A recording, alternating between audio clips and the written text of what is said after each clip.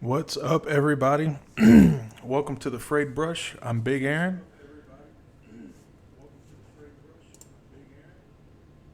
Um, for some reason, I've got my own echo coming through my TV.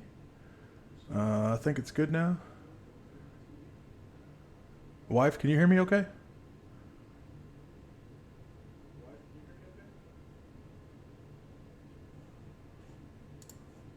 Alright, well, hold on a second. Um, let's try that. Okay, cool. Alright, so today, hold on. Alright, we'll mute the TV. That way I'm not hearing myself. Okay. So today we're going to be working on the He-Man bust. This is from, I don't know if you can see that, Eastman. He's got it on Patreon and stuff like that. He's got some really great sculpts on there. And you can also find a few of his sculpts, like maybe 5 or less, for free on My Mini Factory. You can look him up there and find him. Before we get into that, gonna end up trying to get into something kind of cool here. Not today, but future. As you can see, I've got some refined linseed oil from Gamblin'. And I have also picked up this set of, wait for it. All right, metallics. So one thing we're going to be getting into maybe later this week is making our own metallic oils. So looking forward to giving that a try. Also picked up these interference paints, and these are basically the color change paints. So we got like purple to pink, gold to green, lime to blue, blue to purple, green to violet, and fuchsia to gold. So those will be pretty fun to get into.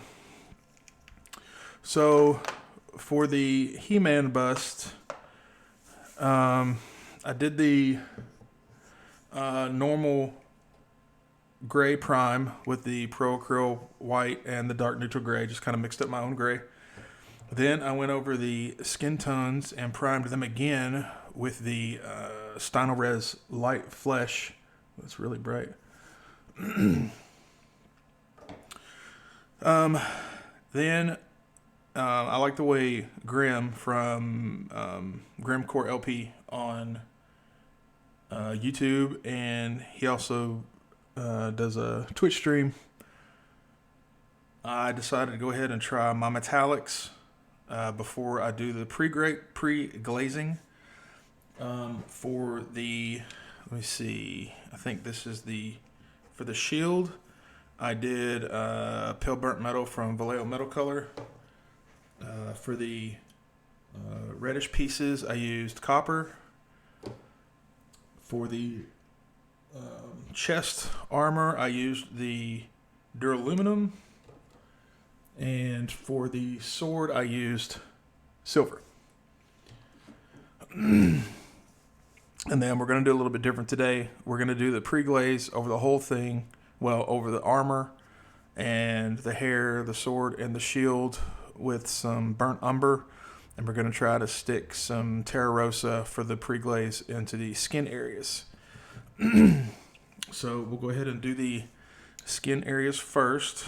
We'll get a little bit of the Terra Rosa down here.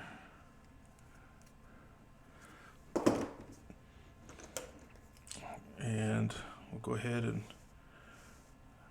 get some of this and thin it down real well so it flows nice and easy, but not too much. And we'll go ahead and get it all over these skin areas. And this is going to make those shadows nice and dark, and then leave us some good a good layer of oil on there to hit those highlights with.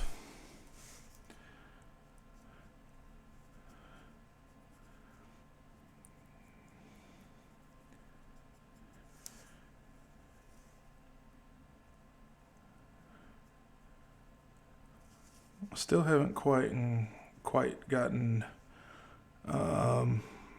comfortable with doing just straight oils over top of primer.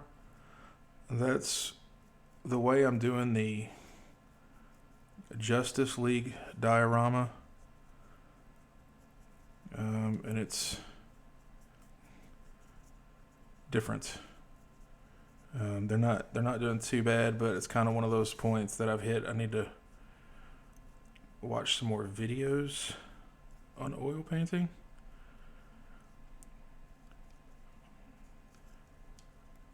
Because it's almost like I'm at a point I don't quite know what to do. Okay, so we got that on. So now we will get out some of the burnt umber.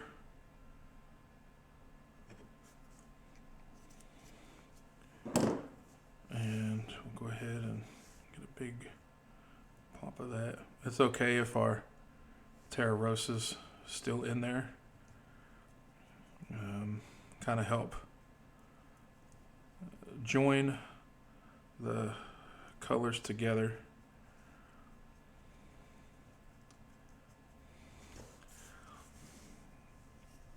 And now we'll just get this everywhere. Probably wouldn't hurt if that was a little bit thinner. There we go. Now we're flowing.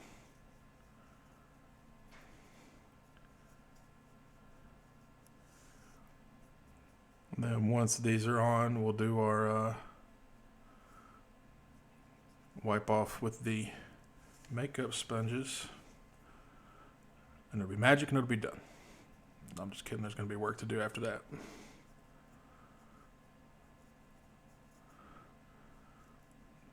must say, if you've never done oil paints before, there is a certain freedom to it, I guess. Because I don't think there is such a thing as being neat with them. We can get this too. It's kind of just messy. And it's not necessarily an easy thing to get adjusted to. I mean, I went from having like specific measurements for all my paint to proper consistencies to this, so it's quite the jump, and in a short amount of time actually too. But it's kind of freeing in a way to just be able to paint and not worry about the exact measurements and everything. I mean, you know, like even for the pre-glaze, we just kind of get enough thinner in there until it looks and acts like the consistency we want.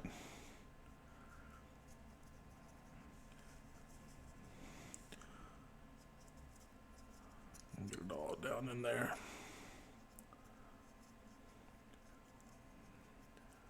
Oh, and I did I kind of put a base coat down on his hair too, and that was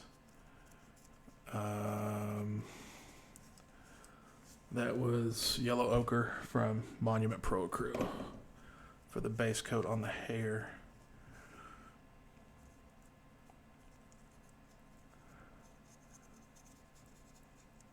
You know, another thing about oil paints too, you never necessarily. I won't be breaking out my Raphael 8404s to do this with, that's for sure. Because you can see what a beating this brush has taken. Yeah, a little bit more.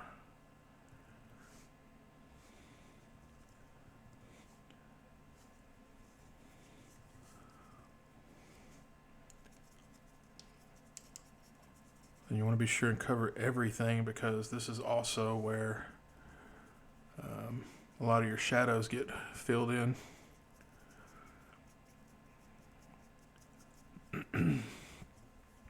Once we get these on there, I'll show you something I do for like a painting guide, I guess. And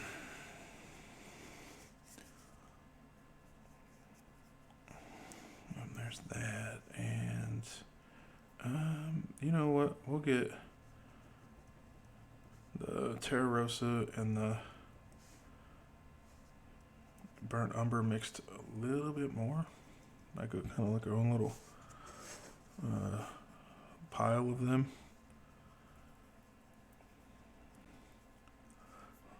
For his hair.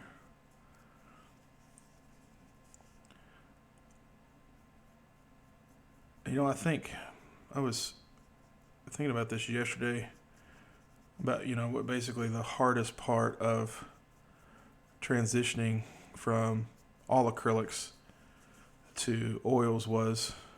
And I think what it boils down to is actually using oil paints. Your model or your subject, for the most part, actually becomes the palette. Where with acrylics, you know, you mix everything on the palette, and you know, you work from your different colors, whereas for the most part, oils, you put on the model and kind of move them around, make them go where you want to, and such.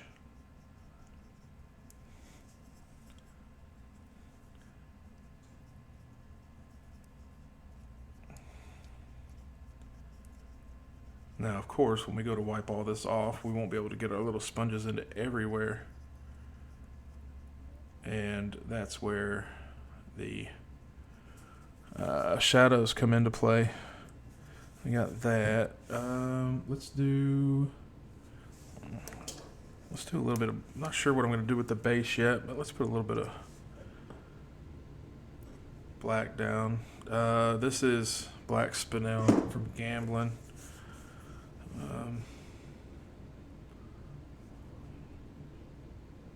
This dries very, very, very matte. A little bit more in there.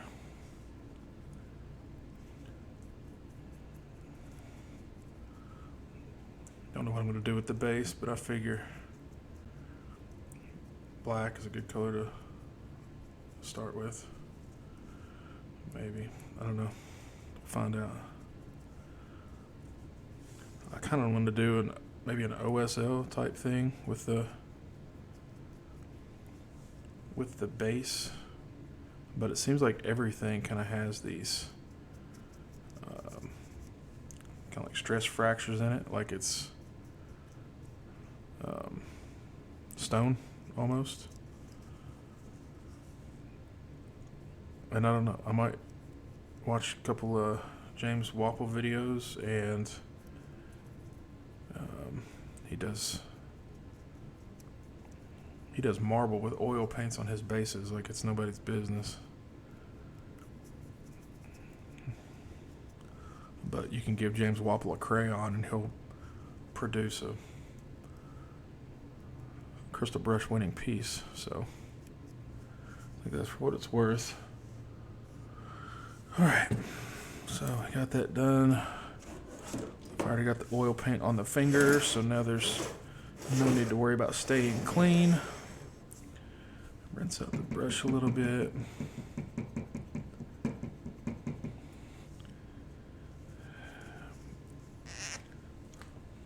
Alright, now we will... Oh, what was I show you? So what I started doing actually today was, before this, right after this was primed, took a picture of it, and I've got it sitting off to the side, and basically with it being the black and white, this kind of gives me my tonal values that I'm looking for as far as highlights and shadows. And we're going to try to do this on the model, so we'll see how that goes. Fingers crossed. So now we'll start with the red. We'll just take our sponge and just start wiping stuff off. If colors get mixed together, it's okay. It's only going to help in the long run.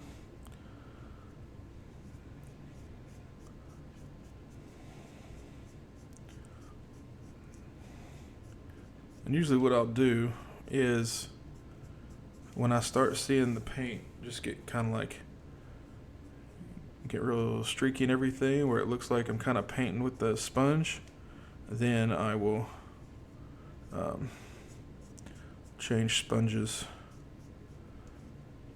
And yeah, I know there's some imperfections, in the sculpt. It's okay.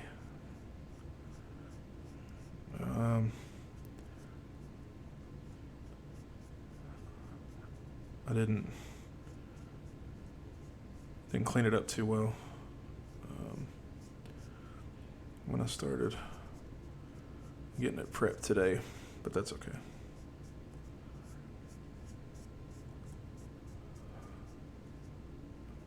Oh, and I'm not quite sure what happened. I turned He-Man into a alien somehow, because when I went to cure him yesterday, his belly button filled in. So this is a not of this world He-Man for sure.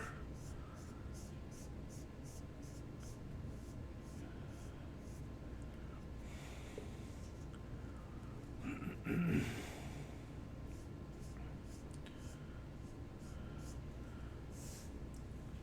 think most people kind of leave these leave the paint on for a little bit before they wipe it off. I know Grimm, he's got a great tutorial series where he paints busts, and if I'm not mistaken, I think he said he usually leaves the pre-glaze on for about 10 minutes and then goes back in and wipe it off, because pretty much what you're going for with the pre-glazing is a stain, and he seems to think that 10 minutes is a good time to leave the paint on to get a stain, which is cool.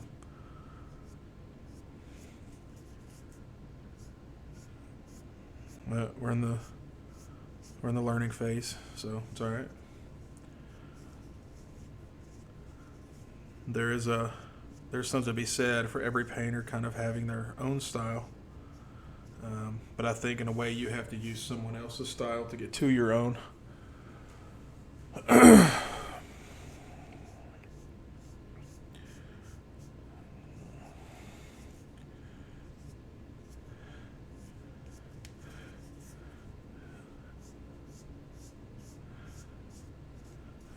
Right now, He-Man looks like he's been in the sun a little too long. And I've got fat fingers, so some of the other colors are getting on the skin tone. That's okay. Hopefully we can kind of pull this back out and make him look right. I think that is a really good base skin tone though, doing that Terra Rosa. I wish that copper would have stuck out a little bit more on the armor, but sucks. Okay, sucks.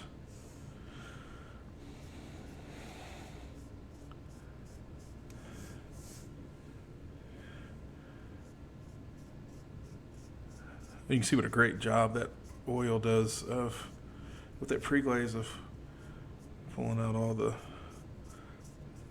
details and such. Even the even the print imperfections I didn't clean up, but it's all good. Not quite sure what we're gonna do with the metal yet. Not really painted metals in oils yet, so we'll see what happens. Ooh, that worked out nice.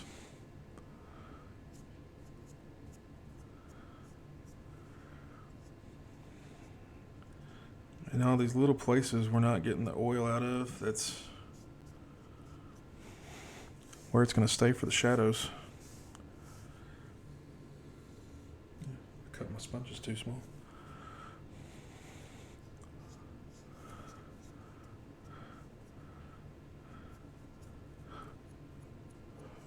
Socks. Sorry. Not socks. Okay, socks. Just socks.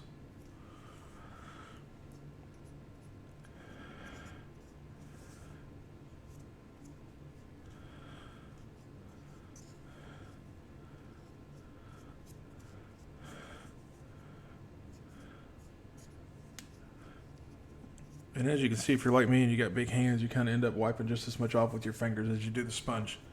So, 5 viewers. Hello, everyone.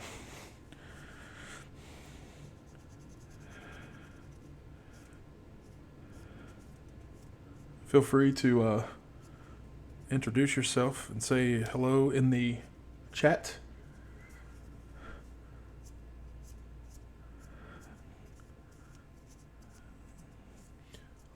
For those of you just joining, we're doing He-Man bust by Eastman. Working on the pre-glaze now.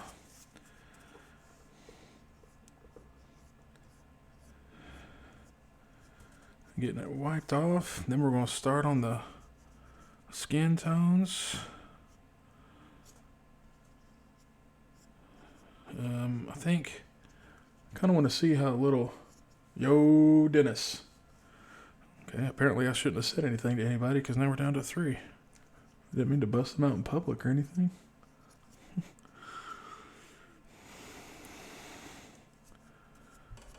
So what we're going to do when we start getting these skin tones is we're going to go kind of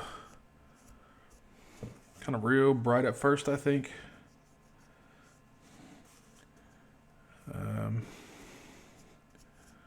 And then kind of adjust from there. Okay, I think that's good enough for that. So, got it all wiped off. Hey man, looking rather bronze right now, so not bad. You can see all the little highlights and shadows and everything we got left. Not looking too bad. I don't know why it's like scoot over a little bit. Okay. All right, so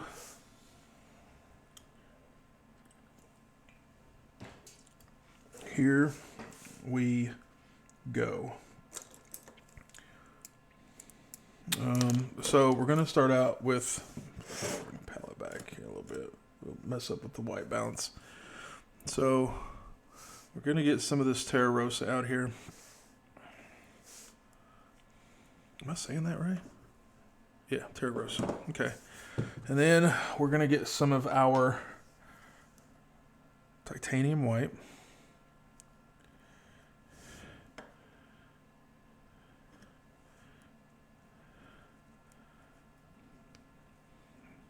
Yeah. I don't want to go on. All right. And basically what we're going to do is the white is going to do a lot of the work with this Terra Rosa. Boop, just a little bit. I'm going to go brighter than that. Brighter. Brighter. Brighter. We're getting there. Let's make a nice little gradient though. A little bit more. Touch of thinner. I think the whole object is to make it kind of like, the same consistency as acrylic paints. That seems to be the best way to use it, but we're learning here, so be it. And now, let me see if I can get this. I can zoom in on that a little bit. Hold on a second.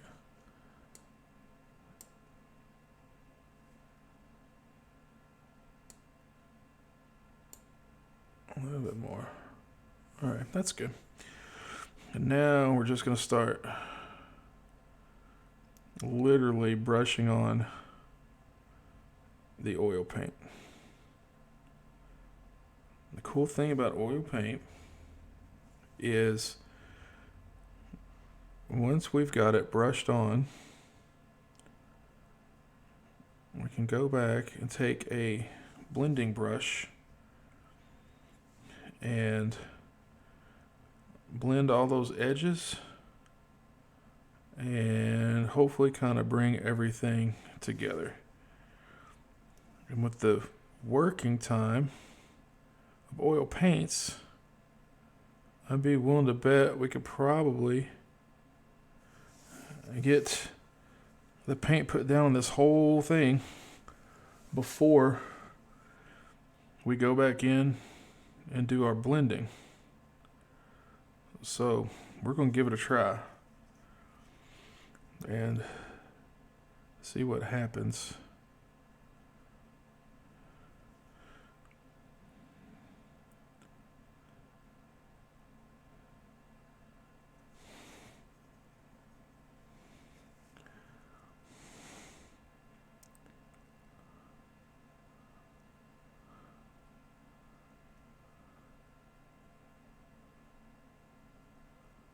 You still want to keep in mind our highlights and shadows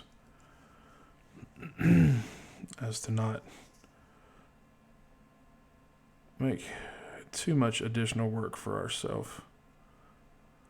I think that's one thing I still have to learn as far as painting goes, is to let the paint do some work instead of me trying to make it do everything.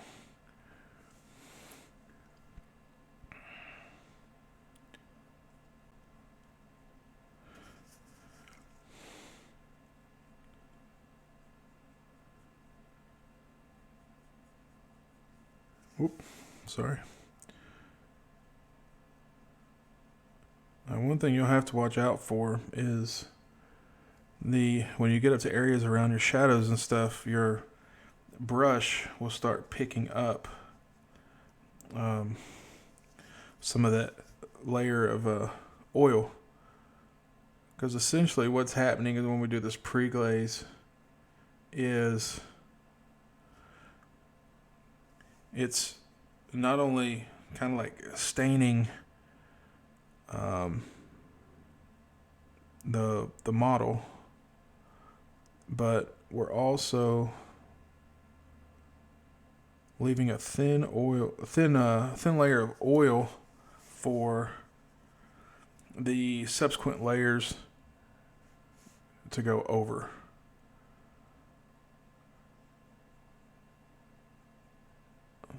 And that's like with the oils, you can go thin over thick, thick over thin, but if you hit the point you start doing thin on thin or thick on thick, then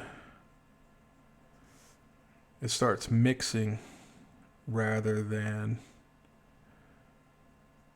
just kind of laying on top of. We don't necessarily want the mixing. I'm kind of trying to follow my picture here as I'm putting this on. And it could get to the point it just looks like a big old mess. And we end up having to do something else. But we'll see. We'll see what happens.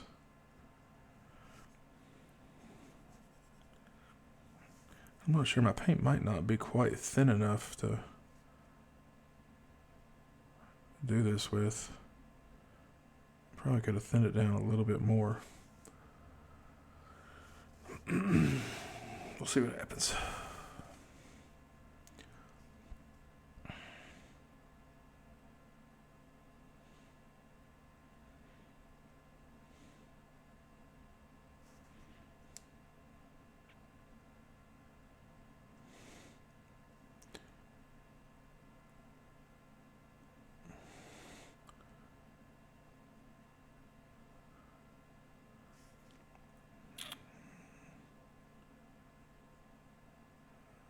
Right there.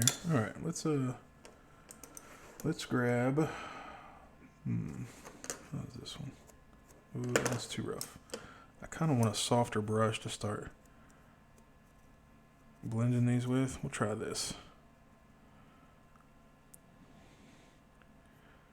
We'll see if it starts kind of pulling all this together. Getting rid of those rough edges.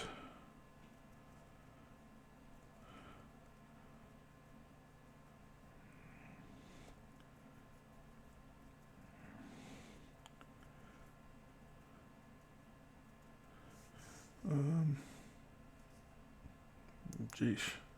Oh, that looks so weird. We kind of soften down a little bit. I think maybe we might have went too light for those red tones from the Terra Rosa.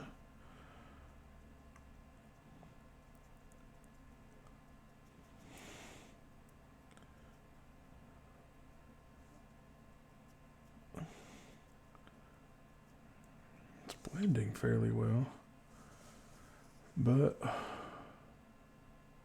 not sure. We'll finish it. Don't make any sudden movements. We'll finish it blending, see where we're at, and then maybe we can go back and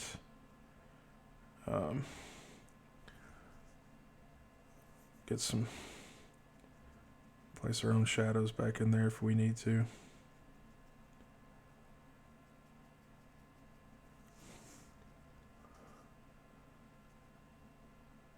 Okay, I'm glad because it doesn't look good here.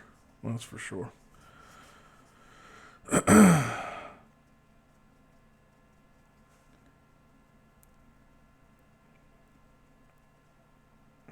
That's alright, we can go back in and do some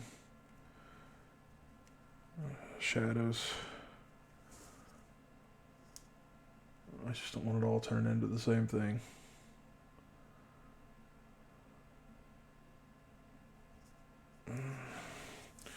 One thing you got to watch out for too is when you're blending these, your brush will really, kind of like we were talking about before, your brush will really take on the color of pick up the paint from the layers underneath. You want to watch that, otherwise it starts kind of looking like mud.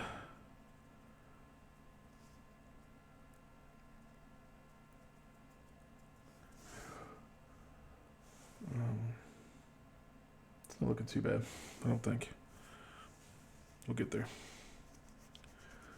We will get there.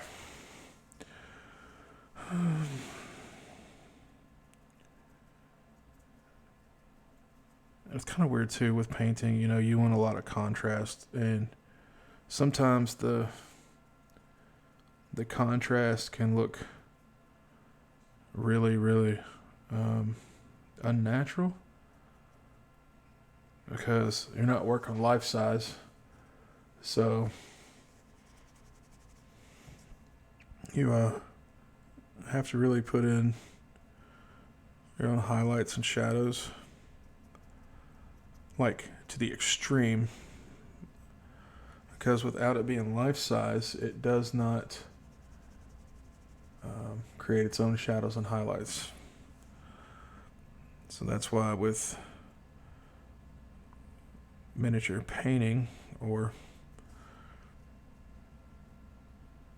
any type of small scale painting, not necessarily figures, but even some smaller vehicles and such, you really have to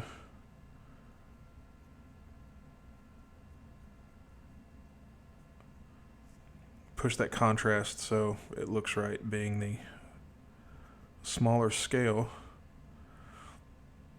And a lot of times that contrast just doesn't look natural to the human eye because you're having to push it so far.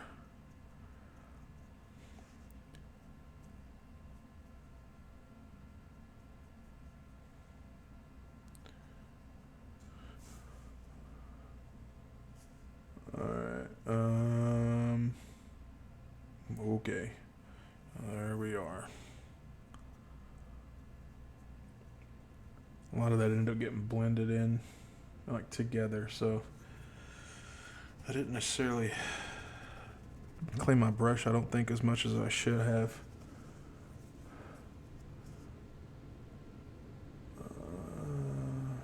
But we can work with it. Alright, now what we're going to do is I really want to start hitting those highlights hard.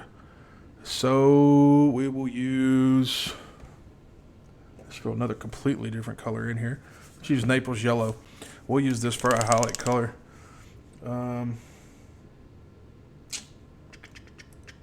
We use, yeah, that's soft enough. We'll use this to place it, this to blend it. We'll start out kind of easy with these highlights. See how far we can push them before they start looking weird.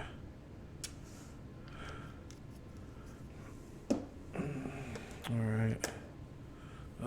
Now this paint was somewhat thinned, right? So when we do our Naples Yellow, we're going to use it unthinned. Okay? Because we want to put thicker on thinner so they don't mix.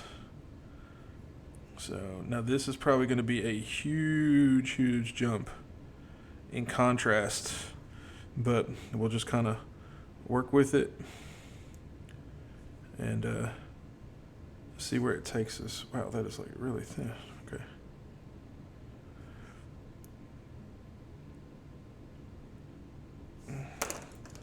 And then, was this one we said we used it there? Nope. This one? This one.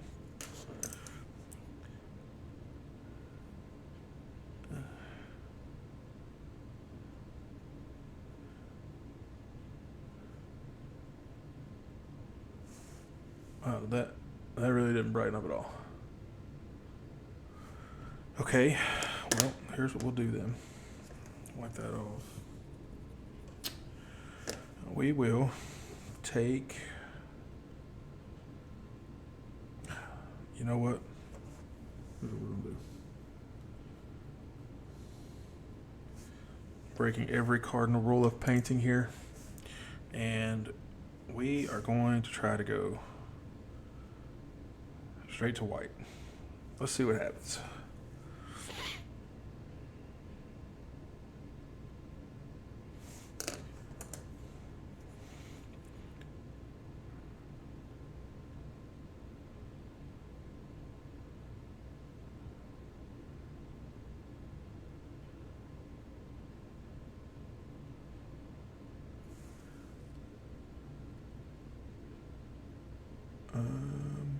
That's not too bad, I guess. Let's try it again.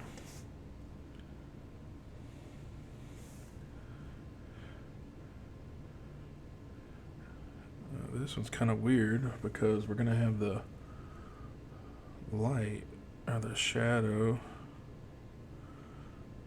kind of coming from the armor. That kind of like an L shape, I think.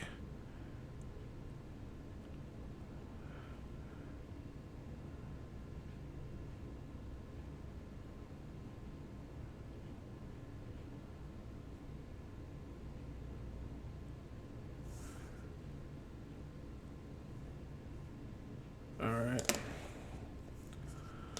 Well, we'll just keep going.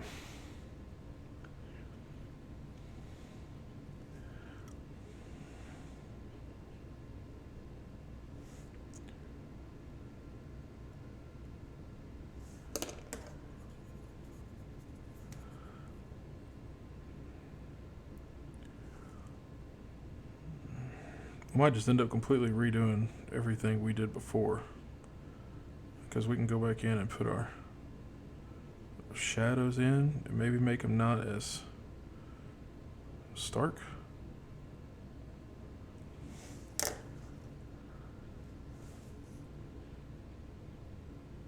Oh man, that looks, I don't know how it looks to y'all, but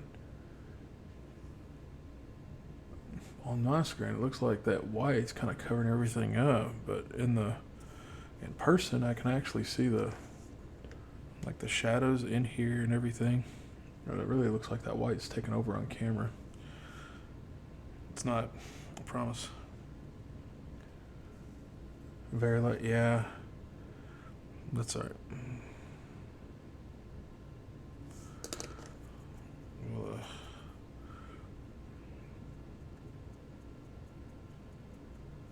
go back in and fix it. We'll get some darker down in those shadows a little bit anyway.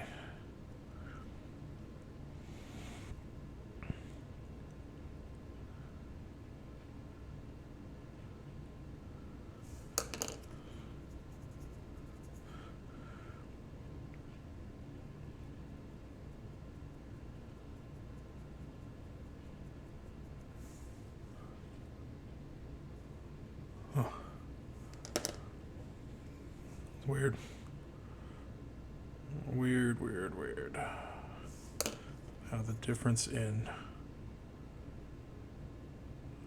screens, color value, everything can make it look so different.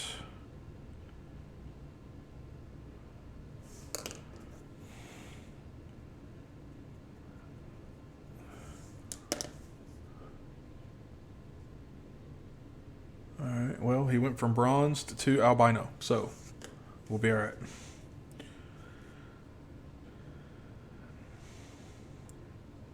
He lives in, what was the world He-Man was in? What was that? I don't remember.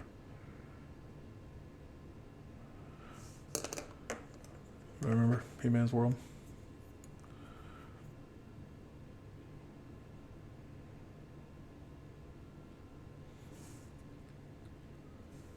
Eternia. There you go. Dennis with the save. So we don't know what the weather was like on Eternia necessarily, so I guess he could have gone.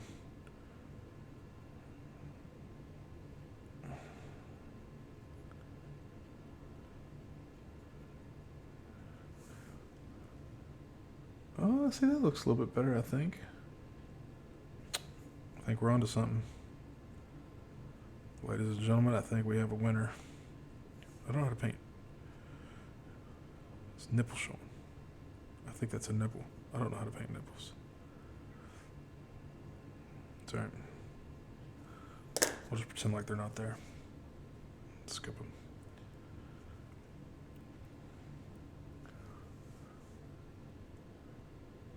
For shame, wife.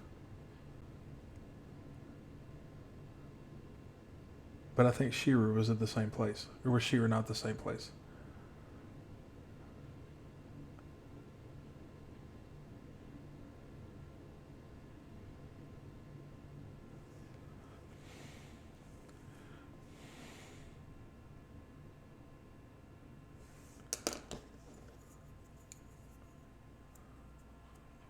Bet you watched Snorks too, did you?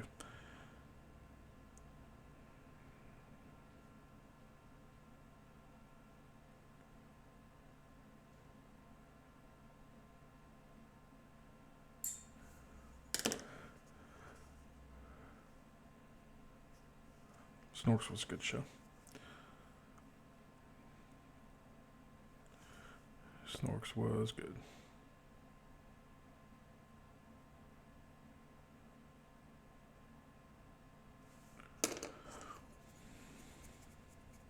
Yeah, I probably would too.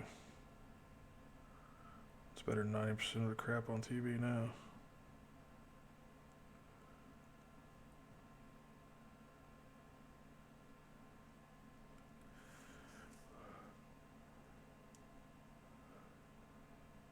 Alright, so I think the sides here and the chest are turning out better than the abs did. I don't know what's going on with those abs. It's so weird to tell though. Light's so crazy. Alright, let's keep going. Let's move on to the shoulders.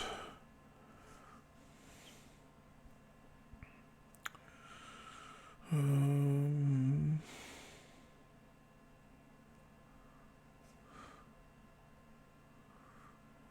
of like this deltoid there.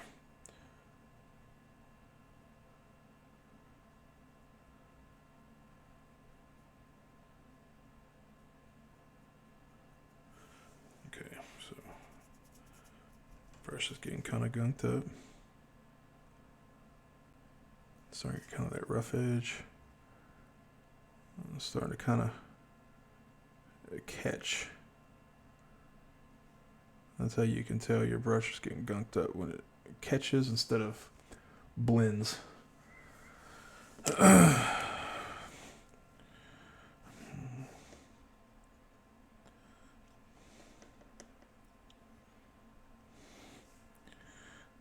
go on this shoulder. Make sure the brush is wiped off good.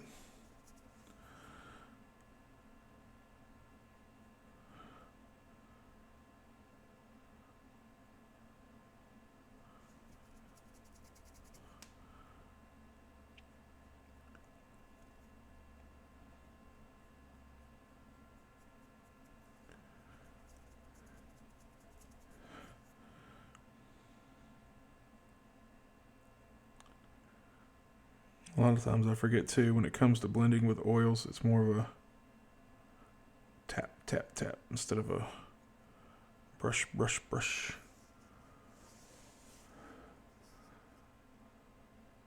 Alright. This other side.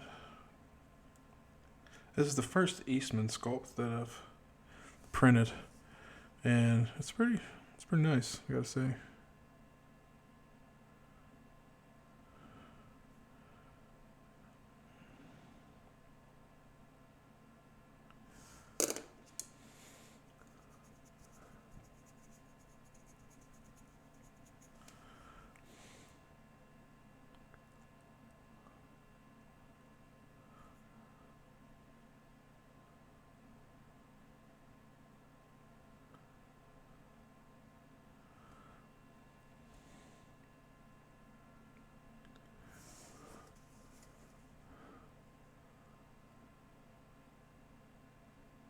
I don't think that's looking too bad.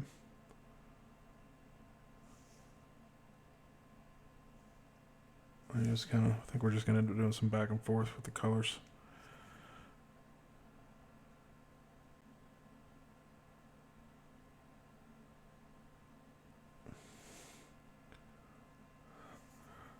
It ends abruptly, doesn't it?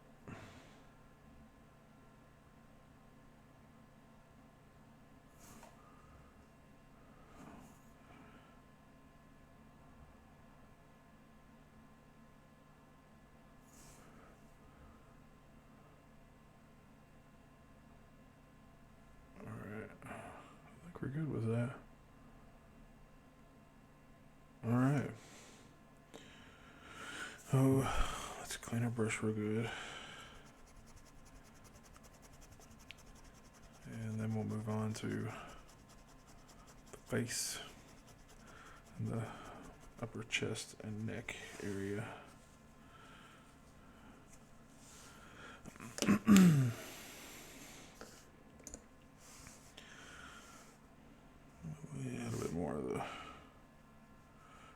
here.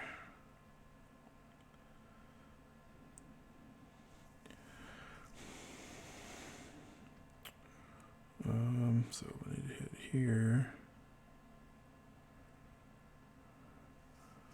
Upper chest and here.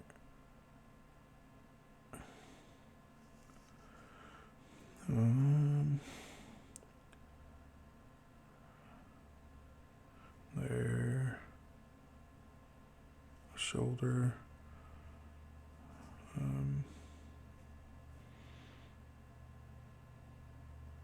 There. Shoulder. A little bit of the sides of the Adam's apples. Apple, I should say.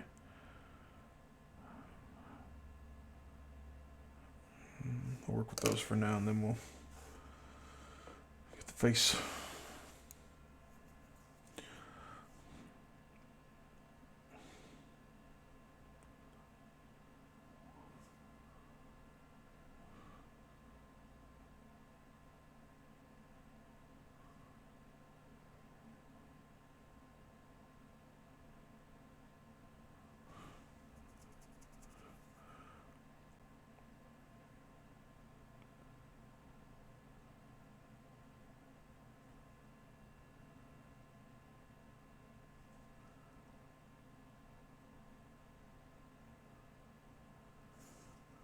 Alright, let's kind of took over again. My brush is too large. Let's try a small brush. Too much is getting blended at once.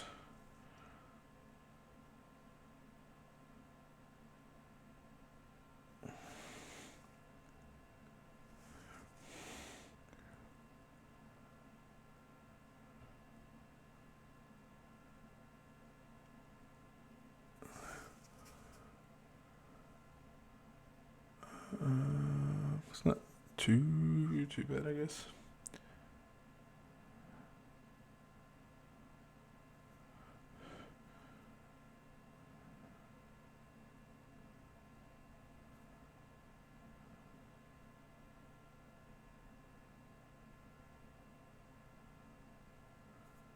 Some really bulging neck muscles here.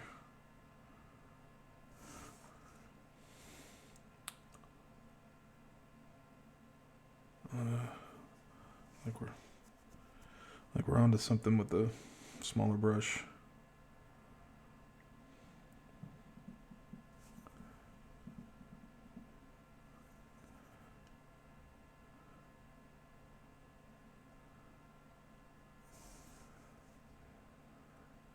Yeah. Yeah, I think we're doing all right.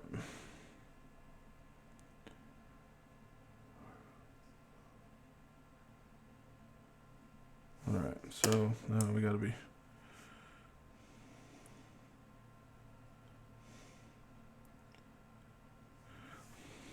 doing the face.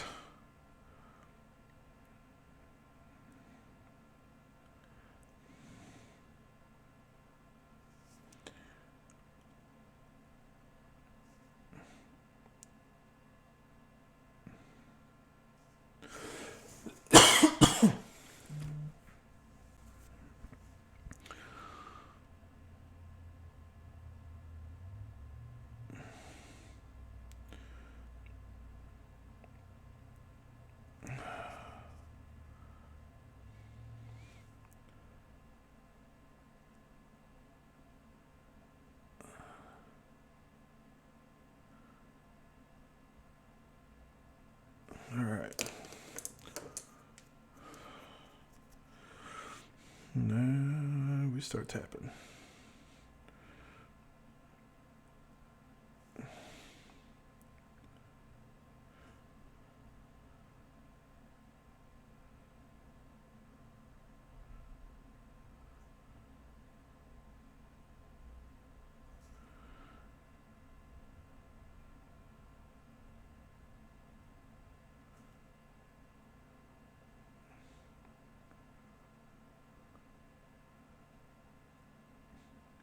What I should have done is probably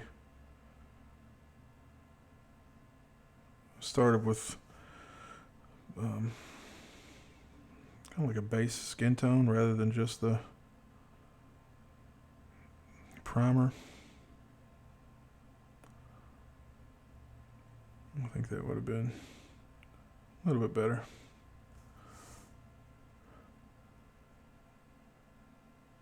It's not too bad. He's kind of just got a weird look on his face.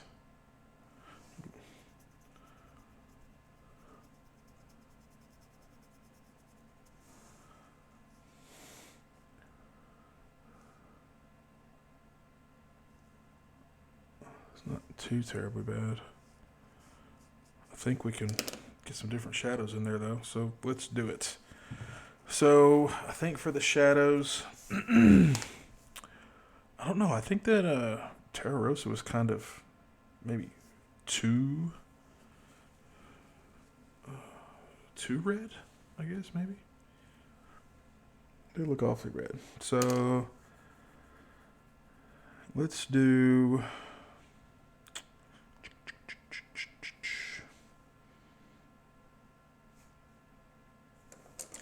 Let's try some of the burnt umber.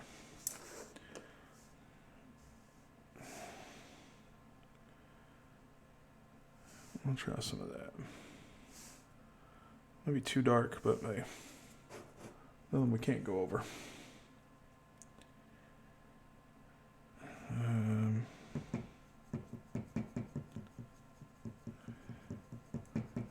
And what we'll want to do is, since the white was, well, no, actually we can still do,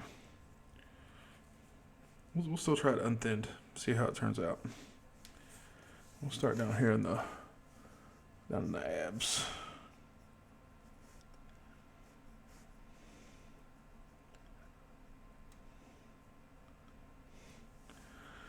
And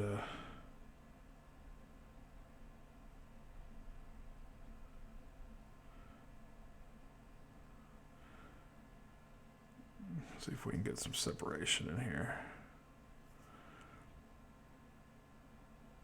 Make sure it's not going to be too stark, but I can already tell it's going to be pretty damn dark. Let me tap, tap, tap.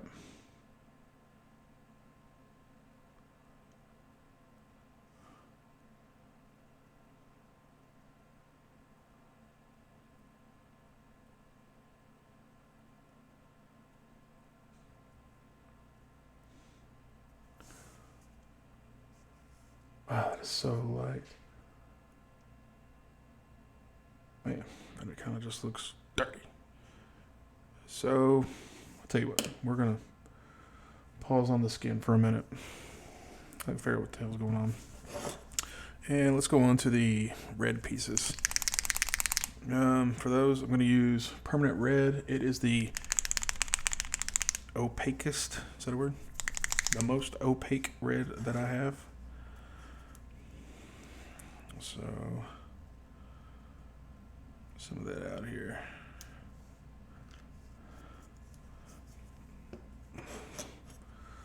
And what we can do is,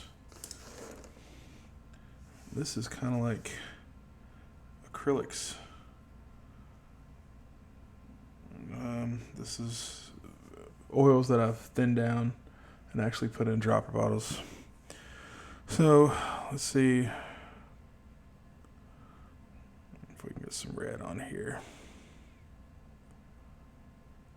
Make it look somewhat decent.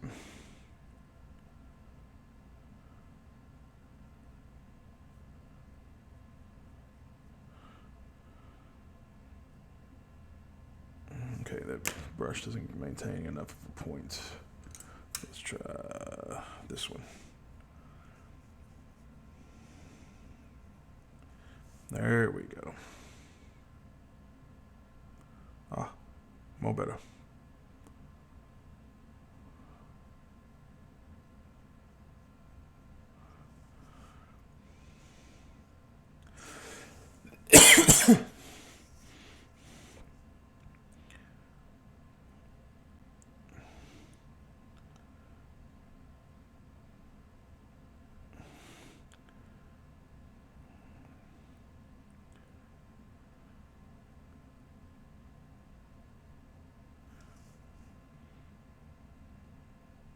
Oh yeah, I think that's gonna look good.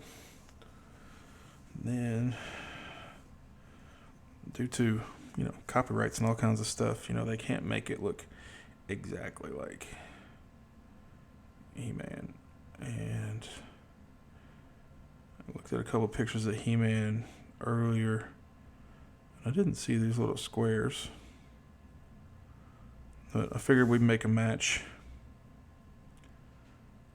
The cross on his chest. What's up, Grim? Hello, Green Fairy. Thank you all for coming by. Thank you for the follows.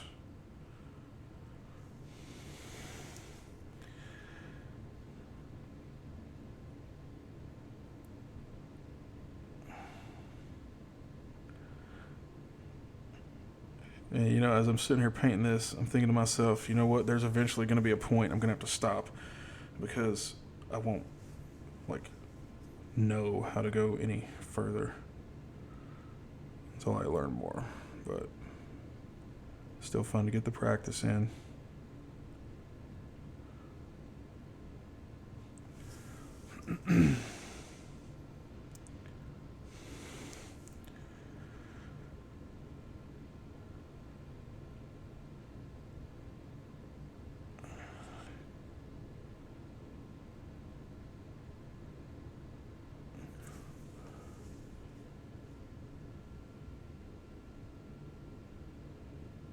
Ah, okay. Thanks for pointing that out, Grim. I didn't realize that. Makes sense. I guess because it's all under a Patreon and he's not charging for each individual piece, it doesn't count as charging for his fan art, right? Is that the way that works?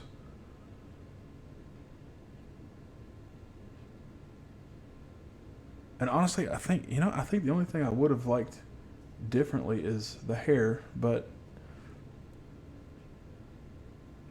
I didn't realize the He-Man one was. Okay, cool. Nice. Nice. Good to know. Great information there. All right, so we got I almost got it done.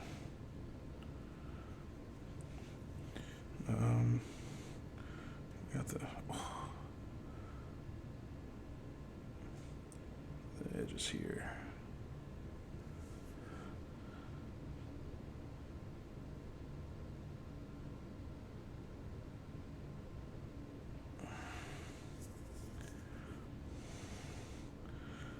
This is really awkward. I haven't figured out how to hold things yet.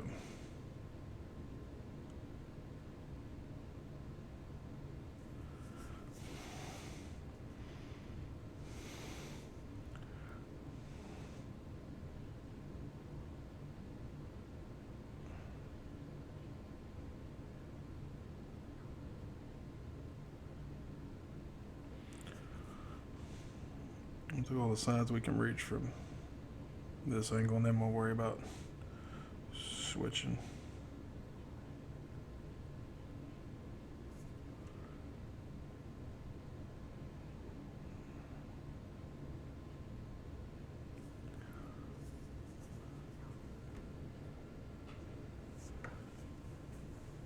Ibina Brezen.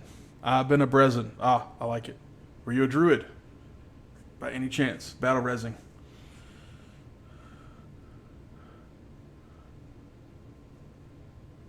Thank you for stopping by. Good evening. Oh, is that referring to afternoon or is it actually evening where you're located at?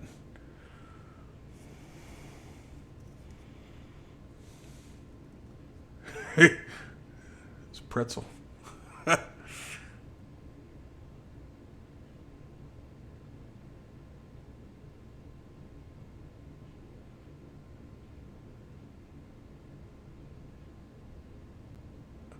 Grandma started off the 8:15 p.m. Thank you. Grandma started off the video talking about your tutorial videos. If any of you all have a YouTube, a Twitch, social media accounts, anything like that, feel free to link them. I'm all about the growing the community. I think we're as a painting community, I think we're small enough as it is.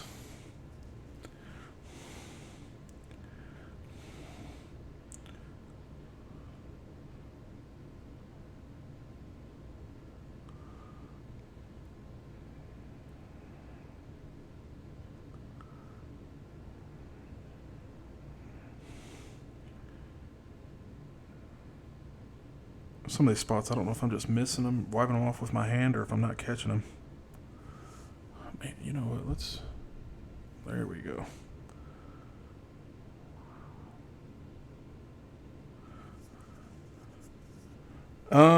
The permanent red is the Master's Touch, the Hobby Lobby brand. For the skins, I've been using the Van Gogh Burnt Umber Terra Rosa from the Winsor Newton Artist and the Titanium White from the Winsor Newton Artist. And for the black, I've been using the Gamblin Black Spinel, and I also used some of the Naples Yellow from the Master's Touch from the Hobby Lobby brand.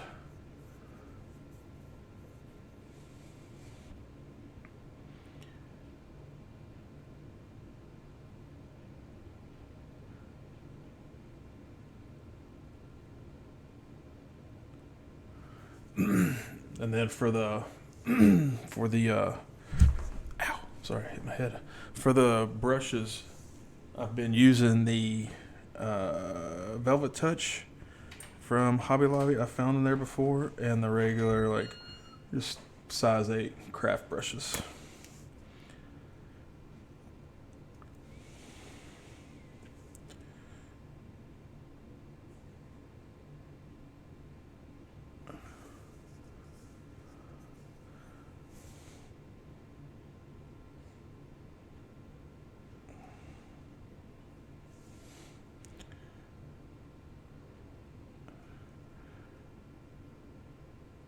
Trying to figure out what yellow I'm gonna go over that hair with.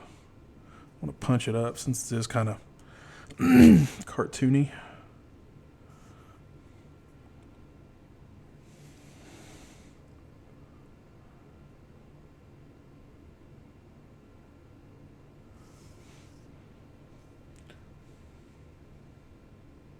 I have not, Graham. No, I have not. I've been kind of trying to pay attention to the to the Discord server to kind of see when other people are streaming, because I don't want to stream at a time that somebody else is streaming, because I enjoy watching everybody's streams on there, trying to catch as many as I can. I think probably Sundays about this time. Well, I started about noon East or noon Central, so I think that's probably going to be about the time I'm going to be sticking with. I think that's easier for me, and it doesn't really conflict with anybody else's streaming schedule.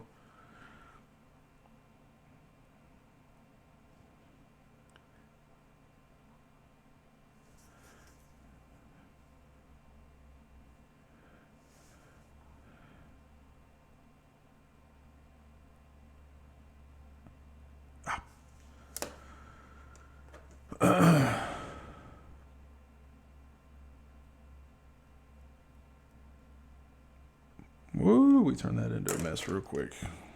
It's all right. I think that's about it for that. I kind of want to go over a metal with a gray, maybe? I don't know. I've got... Let me see what I've got here.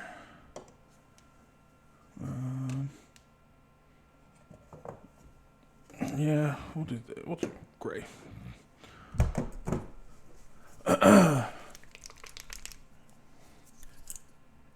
Goodness.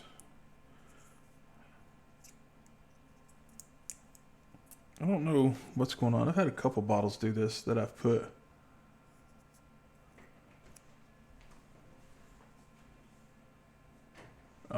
That's a good point, Grim. I didn't think about that. Really, really good point. I don't know if anybody else has transferred their oils into dropper bottles. I find I'm doing it less and less actually, as I expand out to different brands of oil paints. But I've had a few of them that kind of collapse like this. I'm not quite sure what that's caused from.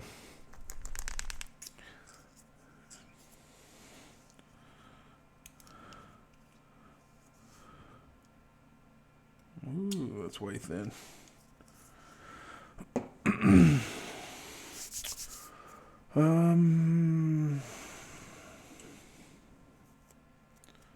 Use this one.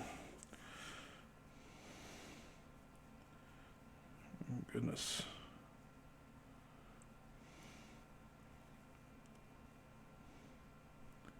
Ooh, that's not going to go well.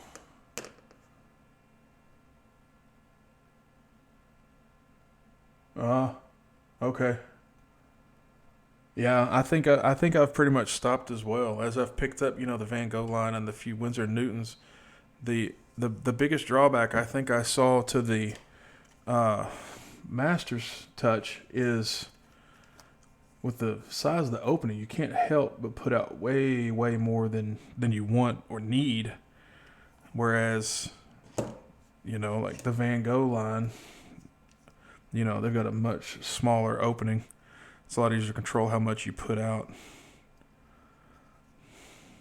And I noticed the Van Gogh line, I know the Winsor & Newton artist colors aren't these student colors, and the Van Gogh is, but even the Van Gogh has, yeah, I could do that too. I think the wife had mentioned something about that as well. But the Van Gogh line has way less oil than the Masters Touch does. Okay, let's make a gray. See what we can get going here. I got some black out. So there's a little bit of our Spinel black. And let's grab a little bit of the gray, or the titanium white. Thin down just a touch.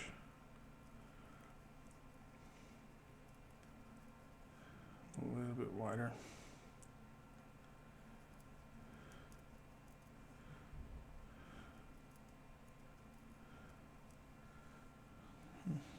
Just a little bit more. Yeah, I haven't exactly figured. Yeah, I bought them, based off of that review of them you were putting in the Discord, and they've been amazing.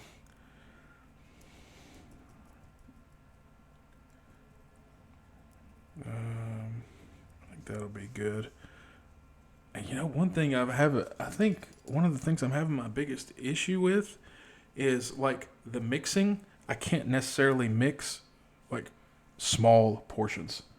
It's like I end up with like half of the mixture on my brush, and it's crazy. All right, so there we go. Let's get some of this in here.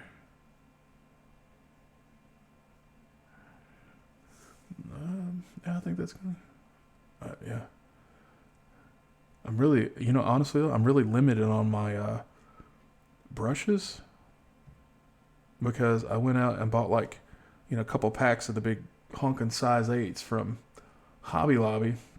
But I mean, I have numerous sizes when it comes to my Kolinsky Sables. So I guess next time at Hobby Lobby, I need to just pick up some smaller craft brushes to be able to use. Ooh,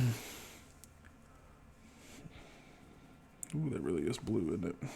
Be alright. I guess I could probably use a smaller brush all the way around, though.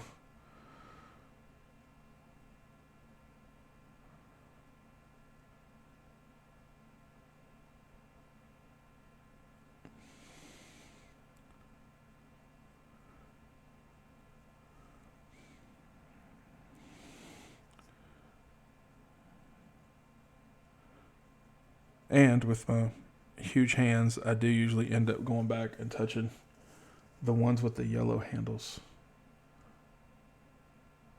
What are those, like a size 6 or something like that?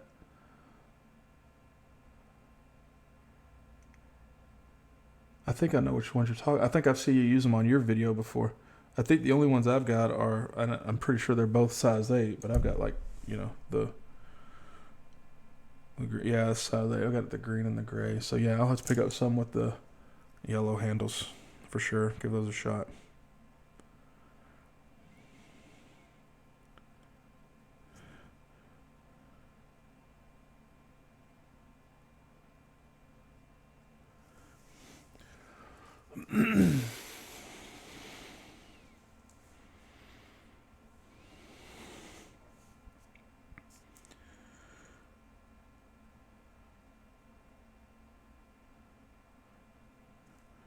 I keep doing everything from that hair because I was going to do the hair, but then I realized I'm really using that as a finger rest.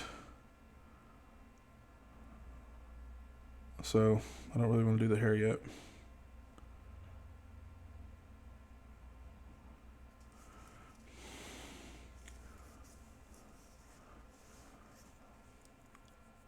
Okay. Okay. Yeah, I'll definitely look for those next time I'm there.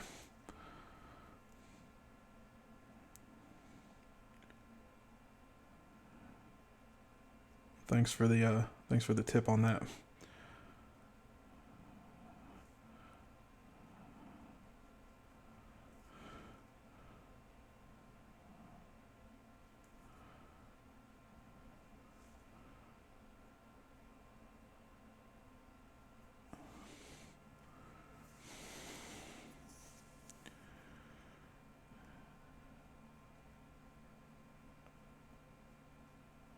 I got some gray on his skin there with the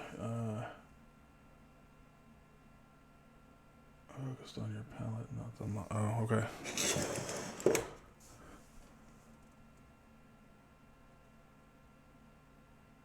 Is that better? I don't have a separate camera for like a palette cam. Does that bring us into focus a little bit better?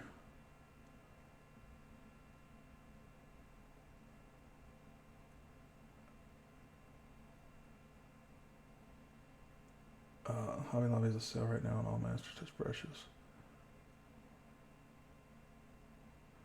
Man, I tell you, I tried. Watch this. I'll go ahead and do that right now. So I'm using a Logitech C920, and it's like when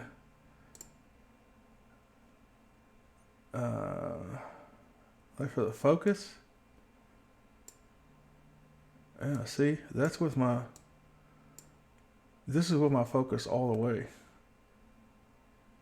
If I use manual focus, so basically this is my slider all the way to the left for my focus. The further I move it to the right, the less out of focus it gets. So this is like focused all the way to the right, and this is all the way to the left. There is no decent in between. But with the autofocus on, it kind of brings into focus a little bit better. I'm looking at getting me a Canon, the EOS, what's it called? Like the 7? Yes. Yeah, I'm using Logitech Capture. I didn't realize there was something different out there to use. If there is anything.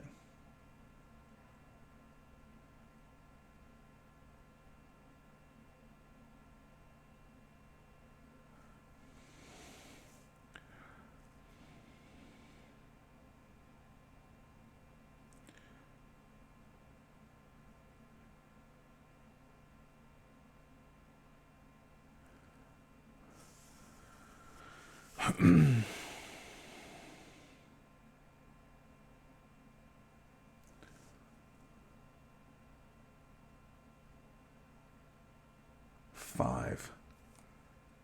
Let's give that a try. Try that right now.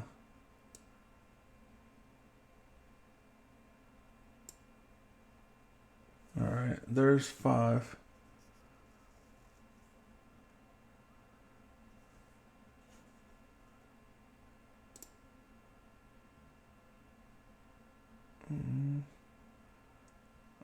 Still the same thing.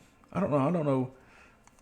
I don't know if it has anything to do with maybe hardware difference or what. Because I don't. I mean, my camera's not. My camera's sitting about, I don't know, 18, 20 inches from the model right now. Because if I zoom out,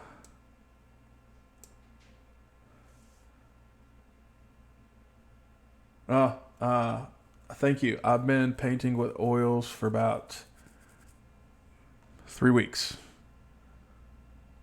And this is probably, well, no, not even on this. I don't think I've done, well, I did the Justice League figures 100% oils other than priming. And then this one was done with about 3 different colors of primer. And I did the metallics under the pre-glaze. And then I did the hair with the yellow ochre from Pro Acryl before I did the pre-glaze on it.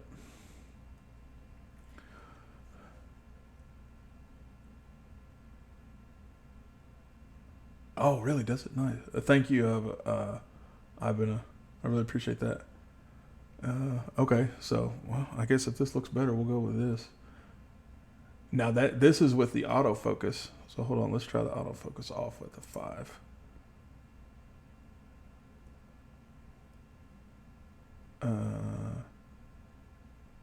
Well, I guess there wasn't a big change. Not that I could tell anyway. I don't know. I've got a TV hooked up to my computer instead of a monitor because it's mounted on the wall.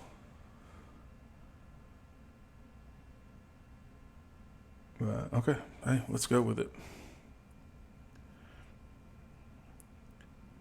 Don't fix it if it ain't broke.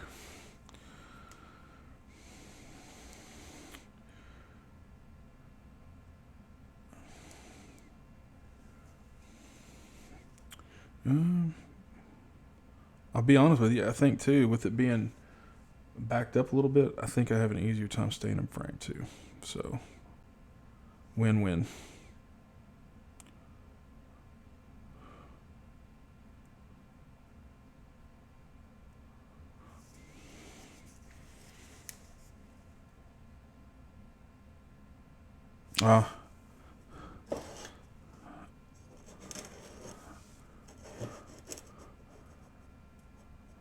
Ooh, that really knocks it down, doesn't it?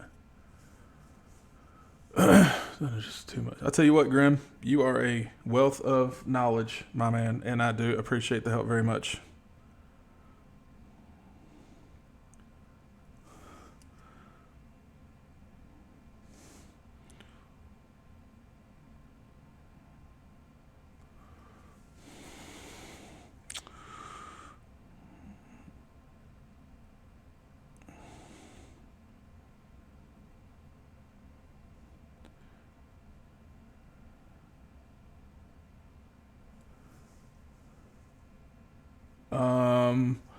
So okay, little history about Big Aaron here.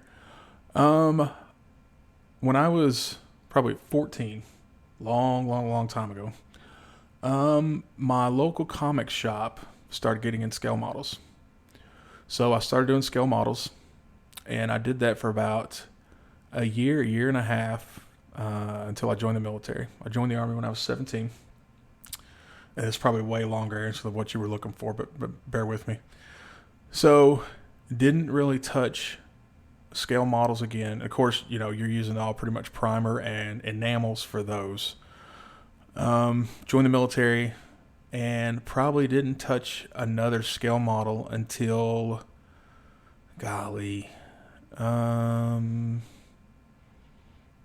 maybe 16. Oh, nice. Yeah, I retired in 2016. So after about 16 years in, I guess it was about 2012. So 96, 2012.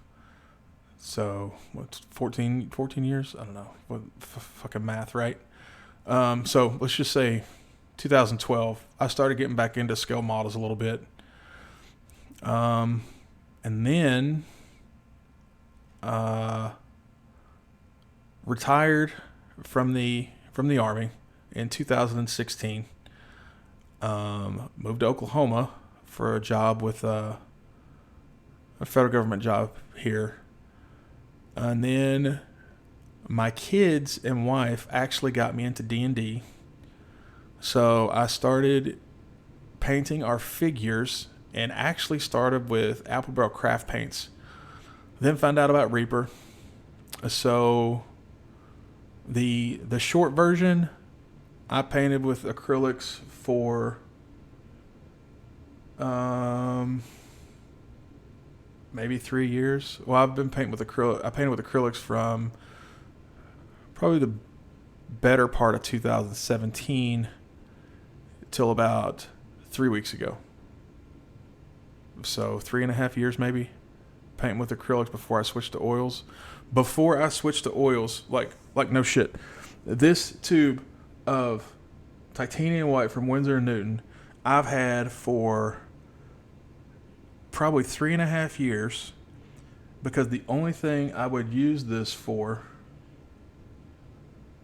yeah, a long way, yeah, wife, you're right about that.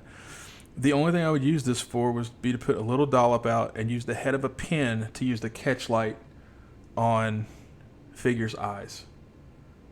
Up until 3 weeks ago, that's my only experience with oils. And I tell you, it has been quite the, I'm not going to say learning curve, quite the experience, I think. But yes, I owe pretty much everything to my wife, and that is like no stretch either.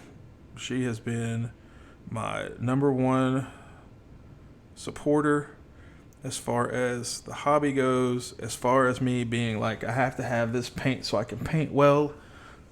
She bears with me, and she humors me, and I have the tubs and tubs of figures and miniatures and the walls of paint and the toolboxes of different things, because she supports me no matter what. She's amazing.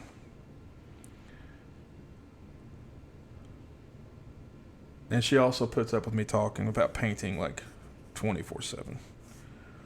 And the 3D printers.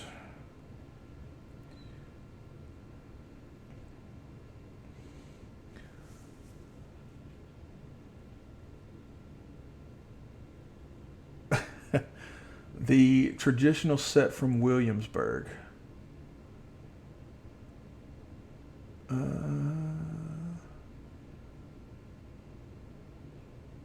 I'll have to look into that. I tell you, there's so many. I try to learn as much as I can from that Discord, but there are so many.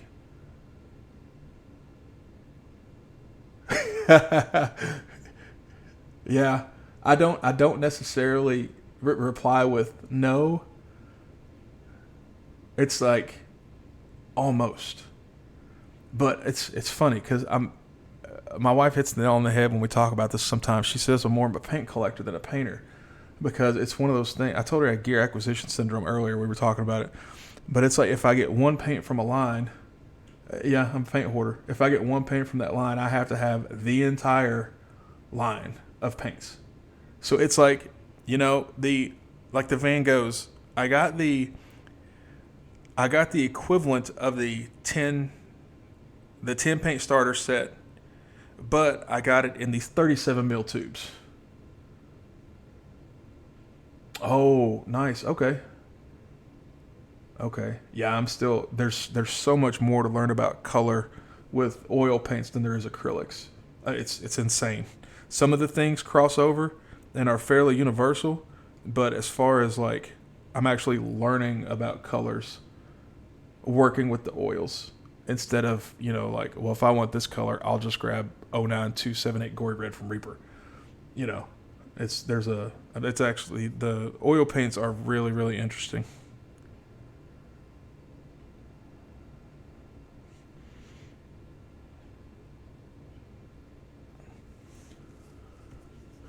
Yep, that's right. Gotta get them all.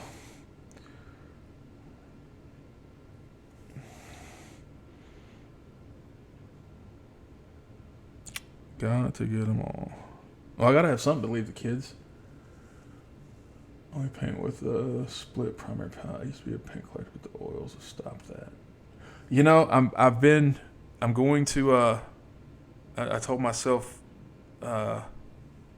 last night. I actually joined Eastman's Patreon. And he's got so many great sculpts. I'm part of Eastman's Patreon and I'm part of Sanix's Patreon. Two completely different styles. I think for the most part, Eastman has maybe a few full figures, but mainly deals with busts. But Sanix, on the other hand, deals with mainly full figures and only has a few busts. Like the Justice League diorama I'm working on is massive. That's from Sanix. And I'm actually, Grim, I'm going to grab all the busts that you did for your tutorials. I know you had the Captain America, you had the Conan. What else was it? You did your color study with the Viridian with Hulk. But I'm going to go back through and look, and I'm going to print those busts out. And I'm going to follow along with your videos and try to use the same color palette and everything, because I do like that you use a limited color palette and those that mix your own colors.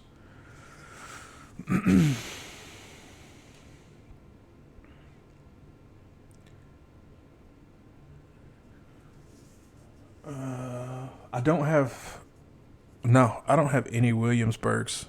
I got Van Gogh, Winsor Newton, one Gamlet, and the Master's Touch. I'll have to look into those Williamsburgs though. Too many calls Spider-Man, Superman, were Eastman, the Hulk, He-Man, a Skeletor video I'm working on from Fotis Mint.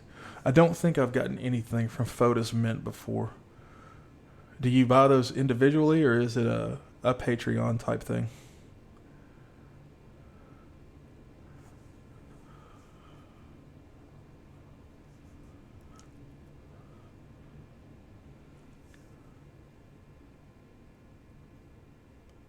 All right, awesome. Hey, thanks for checking in, Punishment. I appreciate it. Fotis Mint's Patreon, $5, and you get this whole library. Hey, thank you for the follow. Thank you very much. Fotis Mint. I might have to do some rearranging of the Patreons and work that in, because I do like the style of the He-Man that you did better than this one. A great sculpt, just I like the style of the one you did better. All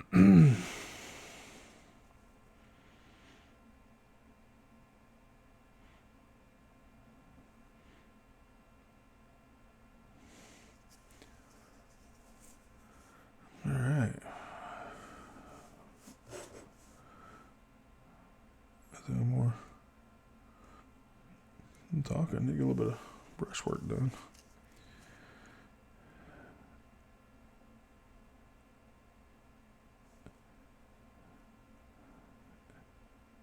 Yeah, I need to watch. Let's see, man. I don't look like it was the.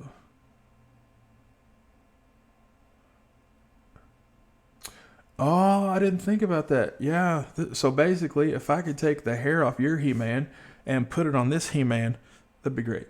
Yeah, I do like the New Age haircut. Yeah, it's got like. I've got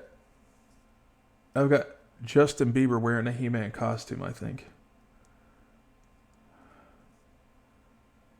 Great sculpt though. Clean.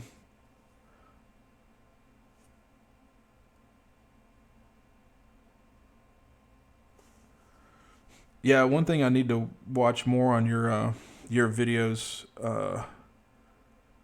Grim is how you handle your metallics, because I did go through and kind of, base coat with my metallics before I did my pre-glaze. But as you can see now, Chad He-Man, yeah. As you can see now, I'm actually painting over the metallics completely, so I need to get a little bit more on how to handle the metallics.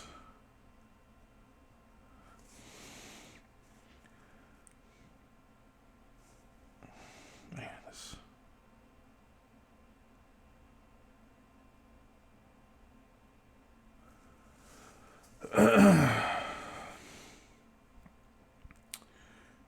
Do.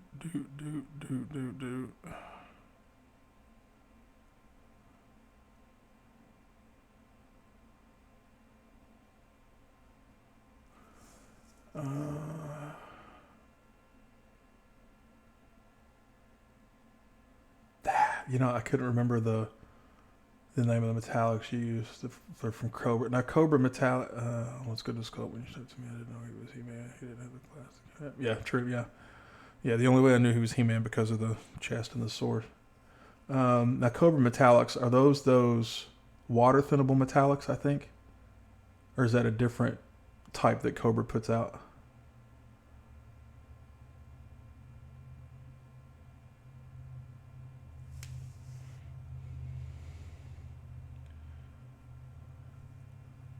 The water soluble. Okay. I'll have to check those out. I actually got the stuff to make my own. I got the Gambler Refined Linseed Oil, and there's I think it's Lock Dew. Somebody had posted them in the Discord the other day. The metallic pigments. I picked those up. I just haven't dove into that yet.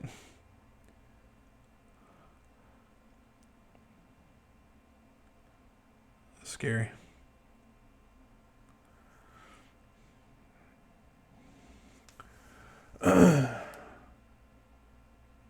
Okay.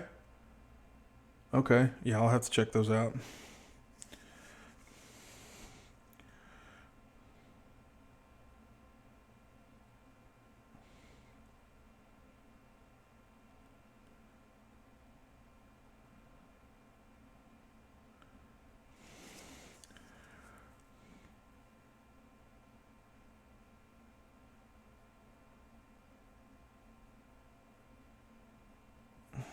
All right. Man, brush is getting full. All right, almost done with the gray I want to do for now. I kind of want to do the sword and the shield in a different color, so everything doesn't blend together.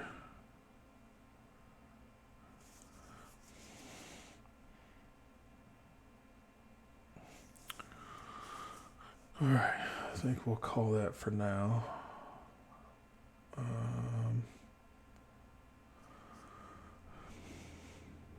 Let's see what we can do with the hair.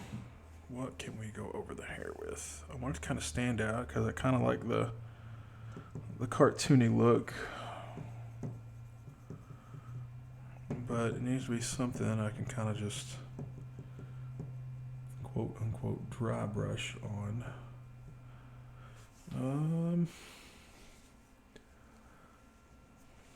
I think we'll give Azo Yellow Deep a try. Let's see how it goes. This might be what we're looking for here.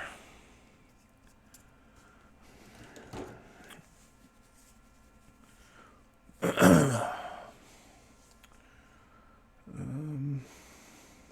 a good brush. This will work.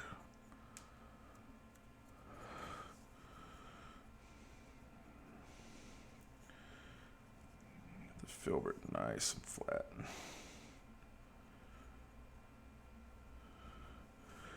Yeah. Let's see if we can do this with it, getting any big blobs of it. Not quite sure we'll be able to, though. Get a little bit more of that off there.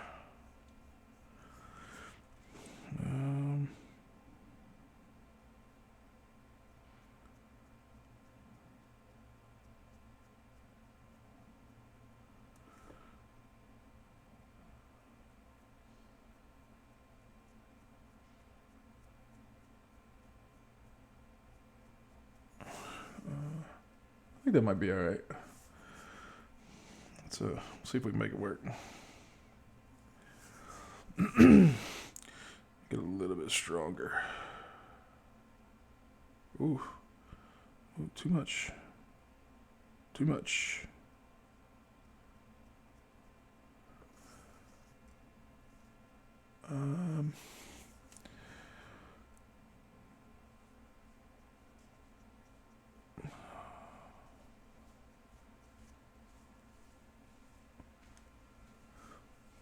Hello. Hello, sweet.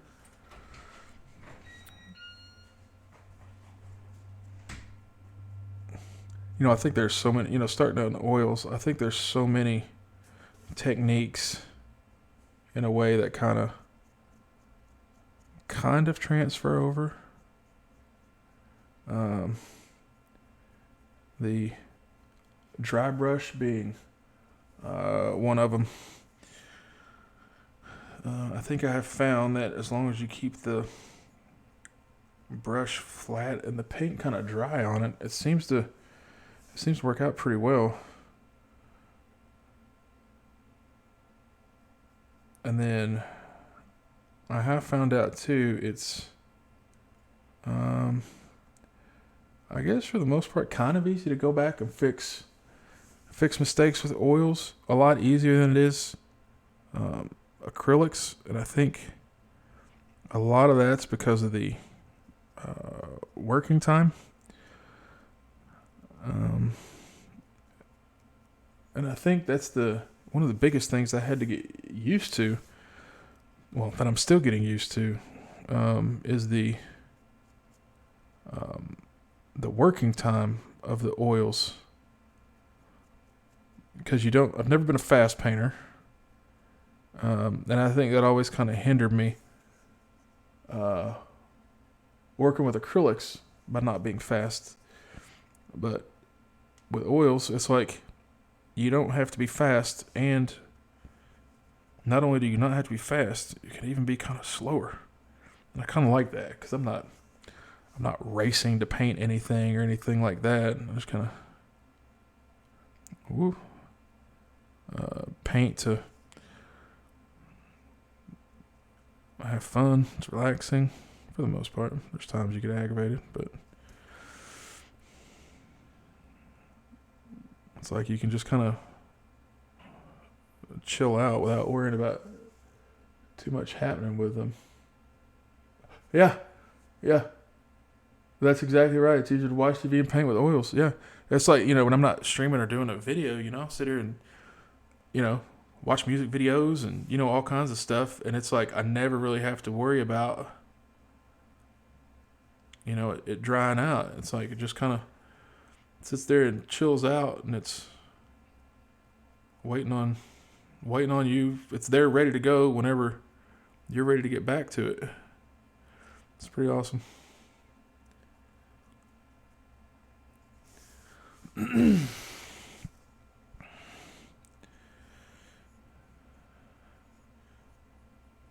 I don't think there's, so I was talking about this earlier too, I think, Grim, before you hopped on. It's like I think the hardest thing for me anyway, to wrap my head around coming from acrylics to oils is the fact that with oils the subject is the palette instead of using the palette. The palette, you get your paints ready, but all the work takes place on the actual, model itself.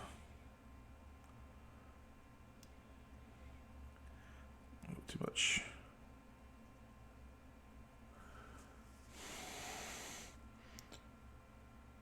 Getting a little heavy-handed here.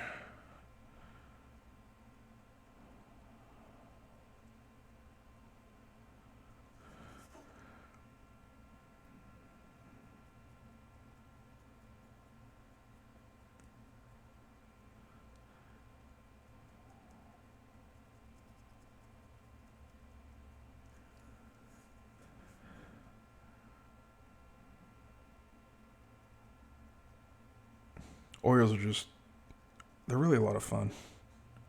You know, it used to be I'd look at oils and I'd be like, oh, but you got to worry about thinner and, brushes. And can't do this, can't do that. This is going to be more difficult. And it's like oils are so much so much easier to work with than acrylics.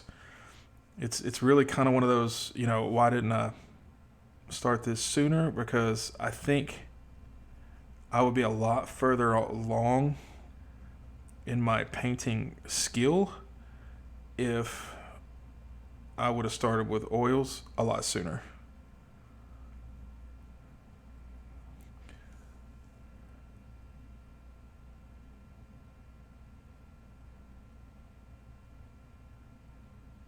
Yeah, I guess I'll be honest with you. I've only ever really watched, well, not just two people. I mean, I've watched you and James, of course, but I've caught little snippets of the Vince Venturella videos, and I know Marco Frazzoni does a lot, with the oils. I've watched him. And I think for the most part, I kind of started out doing like Marco Frazzoni does. He does a lot with the, contrast colors for base coats, and then uses the oil over top of them, and then Vince Venturella kind of does the same thing. They just use oils as an addition to their acrylics, I guess you could say. And I'm getting to the point that more and more I'm leaning towards, just oils. And it's kind of interesting. I think when it comes down to it, I don't think I'm going to have, I could see me transitioning to full oils, minus primers and such, but I could see me transitioning to full oils, and I don't think I'd have an issue with it. All right, I think that's good on the hair for now. It's weird, is in the cartoon his eyebrows are black, but he's got the blonde hair. But I think I'm not giving him black eyebrows. Probably not gonna do eyebrows at all right now, to be honest. So, all right, let's hit up the. Oh, I got that yellow everywhere. Goodness. Where's my red brush? We're gonna try something here. I'm just getting some of my what was this? Permanent red. I'm gonna try to touch this up without making it orange.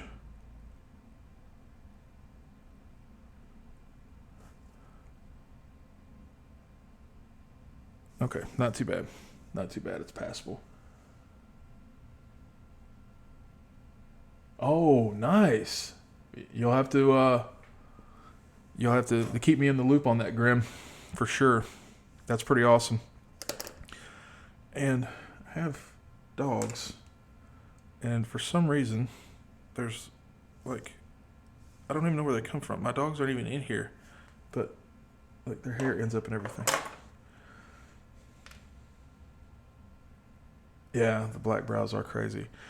Okay, so let's see here.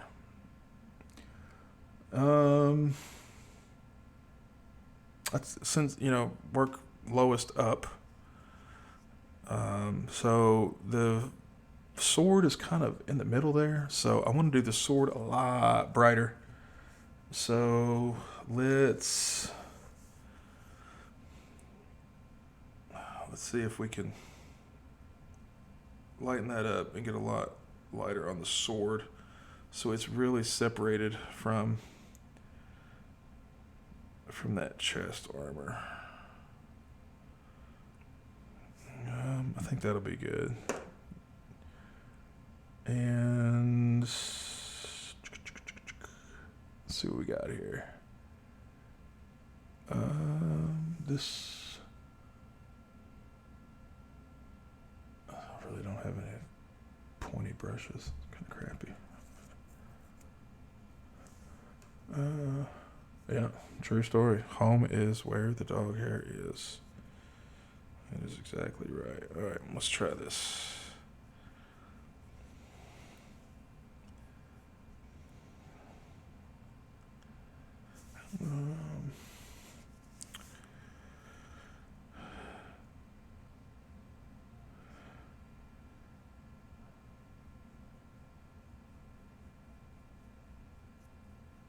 Is that going to be... Yeah, that's lighter. We can work with that.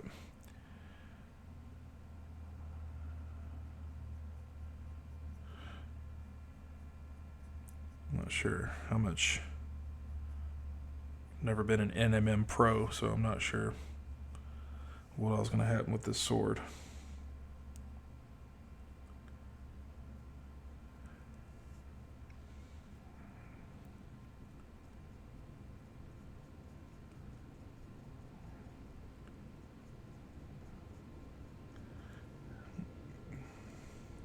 But one thing about He-Man never did really have a lot of detail. So I think we'll be alright with whatever we do.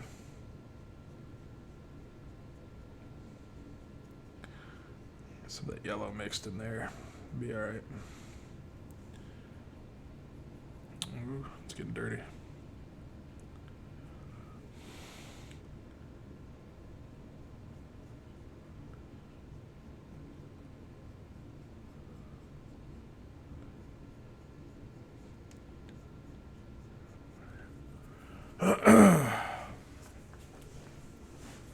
Okay.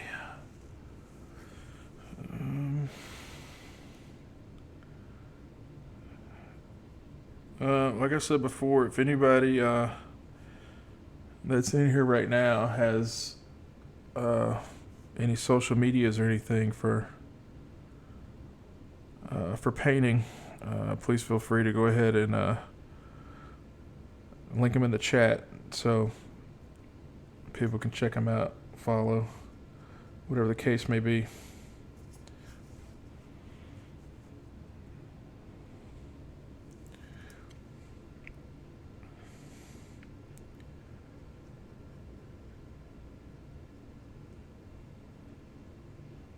Man, that really is interesting, Graham, about the doing your own tube paints. That's kind of cool. I'm looking forward to see how that turns out.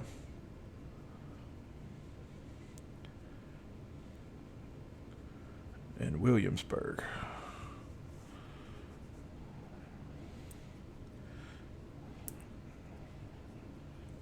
Let's check those out. Give them a try.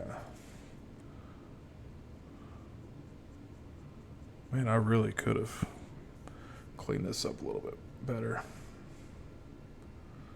The print, that is. I kind of ripped it off the supports and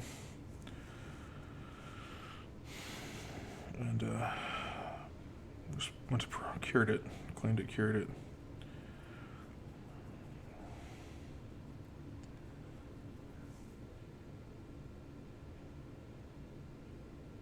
Oh yeah, absolutely, yeah. Looking forward to that.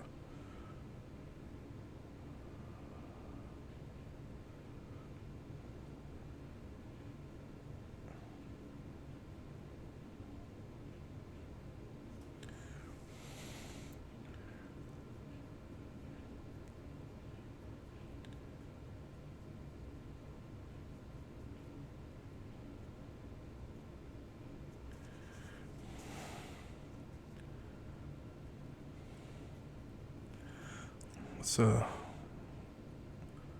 pre-glaze got pretty thick down in some areas, and it's really mixing with that brown or the gray I'm putting on.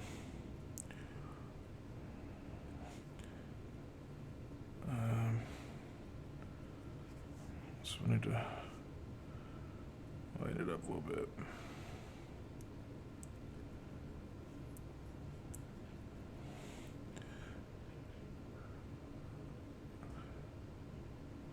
I love how oil paints are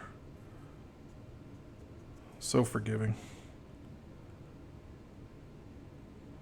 as long as you're using different consistencies. Let me clarify that. If you're using the same consistency for all your paints, it's going to be mud.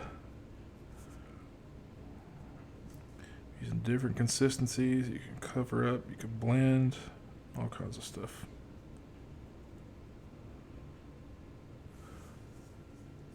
All right, I got that. That shield's a lot to cover. Let's see here. Man, you know what? We're gonna switch this up a little bit with the shield. Think about doing the inside, the 4 quadrants. Maybe doing those a brown.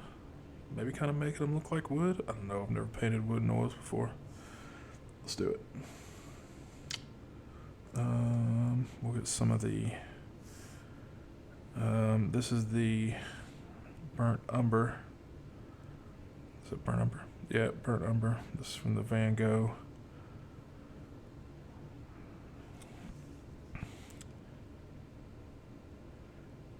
This is kind of a transparent, so we'll see how it goes.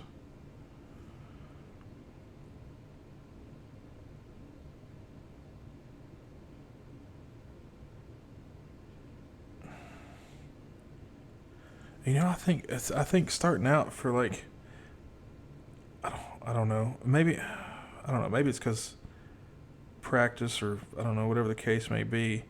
It doesn't seem like, in a way, I guess until you get into fine details, you don't have to have as much brush control with oils as you do with acrylics, because it seems like the oils kind of stay where you put them. Drop a little bit of that Spinel black in there to make that a little bit less translucent.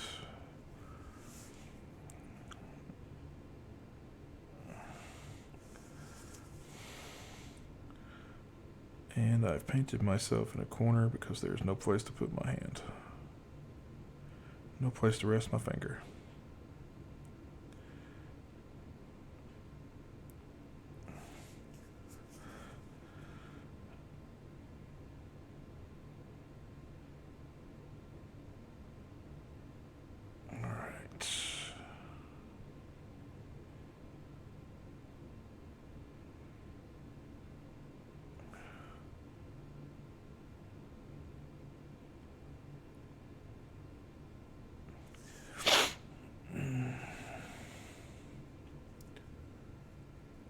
I do. Yes, I do. Graham, I have a... goodness, I can't think what it's called. I've only used it like twice. The Focus Odin F5, I think is what it's called. I haven't really printed hardly anything off my FDM printer, though. I think I print everything. I've got a Mars 2 Pro that I use for mainly everything, and I've been maybe throwing the idea around about getting the Jupiter later this year, if it releases this year. I think it's supposed to, but I haven't. No, I have got it in the 3D print. I'll just go grab the file for the mini holder that Nikki made for me. You and I both have big asses. Okay. Yeah, I'll actually do that after the stream today, and I get that printed out and be using it tomorrow. I'll give it a shot. Well, I don't know if I'll be painting tomorrow, but I'll get it printed tomorrow. Is that the green one you're using in your videos?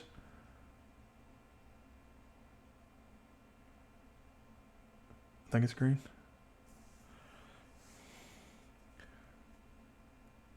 Powerade caps. Okay. Nice. Yep, I will check it out.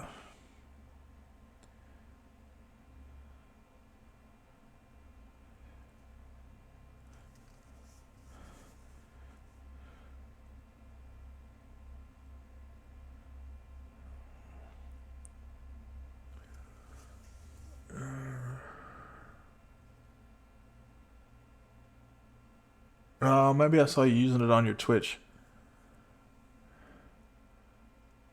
Because I think you were using that when you were painting the the witch type figure the other day.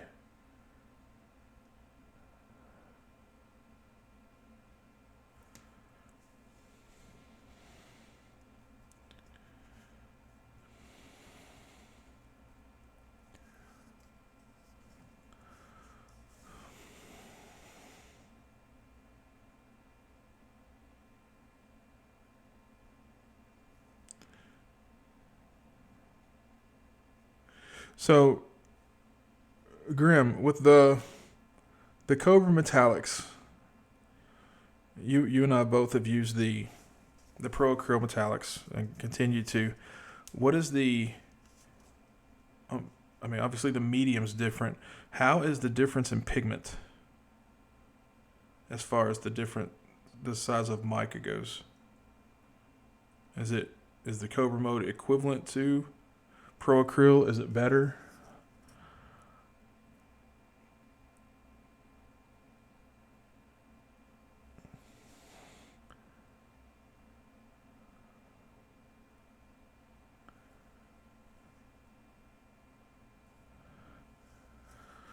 All right, that's good enough for that.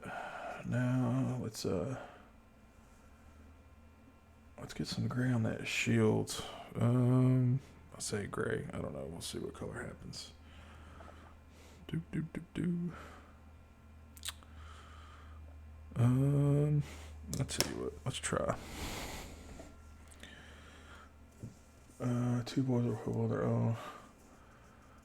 It says okay, but the transparency kills them when they're mixing them with the GSW pigments. It's more like using the Pro. Okay. Okay. I have quite a few of the green stuff world pigments, and I've honestly never used them that much. I was mainly saving them for like brushing on as dry pigment to terrain and stuff.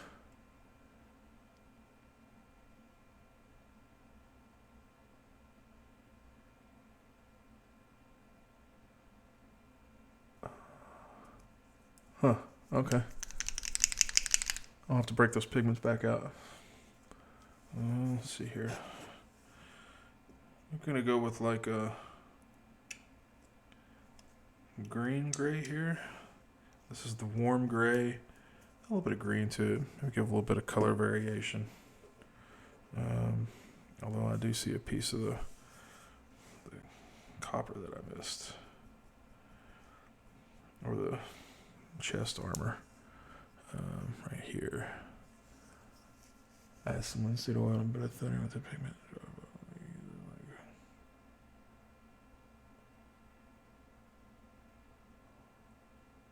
Okay. Nice. Nice.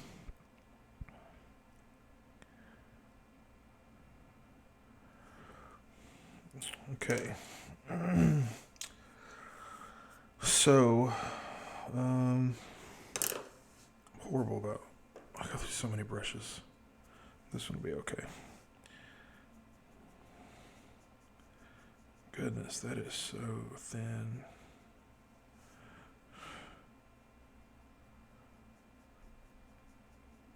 I think it'll be okay though.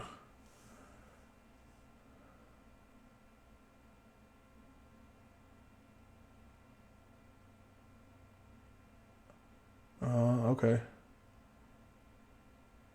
Yeah, I'm still kind of. Ooh, that's ugly.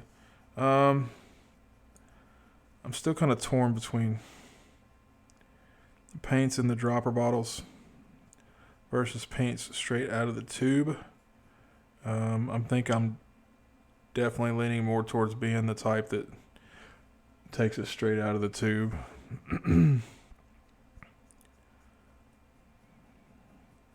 But sometimes you gotta adjust. Ooh, that's horrible.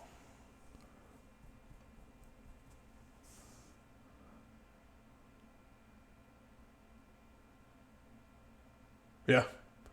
Yeah, and that's kind of what I've been doing.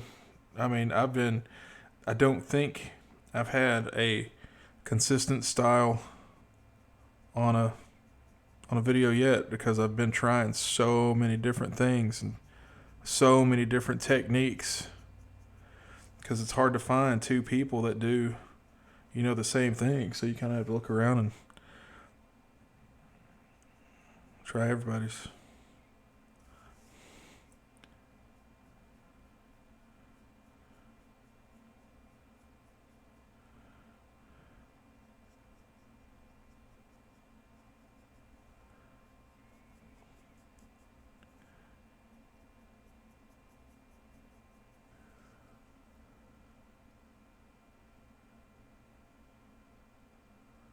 With metal colors, it's not a question of the quality of the pigments, it is the binder.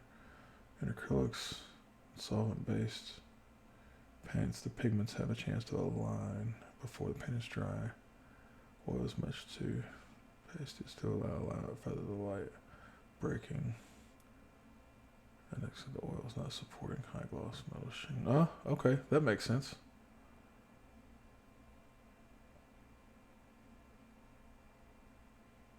So what do you think is a way to kind of combat that, I guess? I mean, multiple layers and hoping that between the layers they'll line up, or just leave it be. My style emerged organic. Yeah. That's yeah. I can see. I don't think I'd ever be able to even attempt to follow him.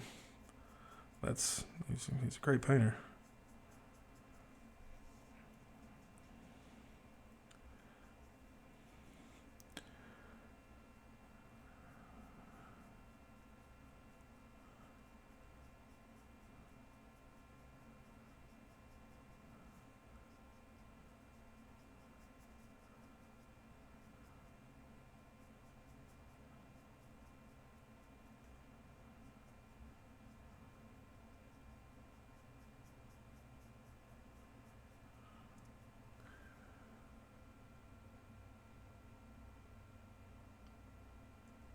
Well, I mean that makes sense as far as the different binders go.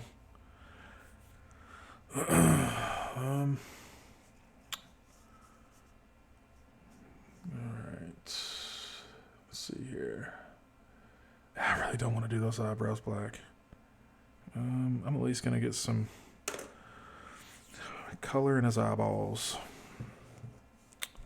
I'll just do them the white for now, so they're there.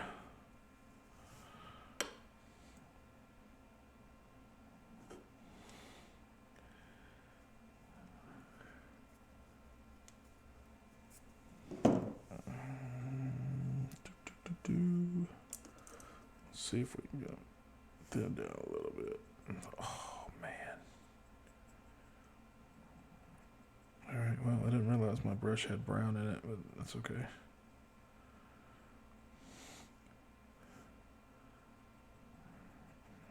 Oh, that might look better anyway. That's kind of a nice off-white. Happy accident.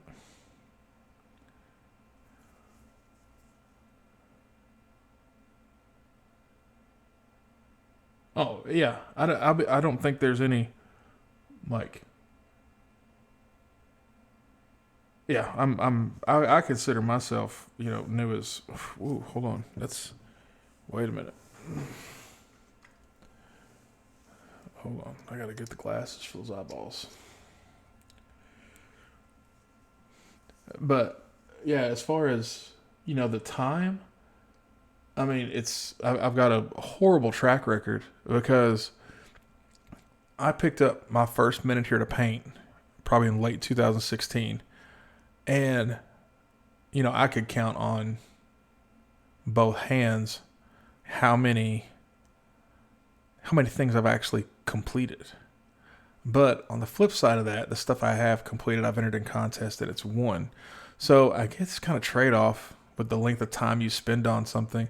I guess I'm more of a quality versus quantity where you've got other people out there that try to be the speed painters, and and you're 8 months with acrylics, Grim. I would push out, hell, maybe 3-4 pieces, and there's other people out there that'll push out,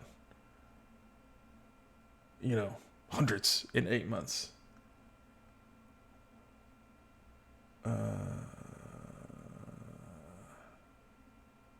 Oh yeah, I'm much happier doing the minis and the figures than I am scale models. I'm I don't paint every day. Um, I'd say consistently I paint. I don't know, 7 days in a week. I'll paint 4 or 5 of them.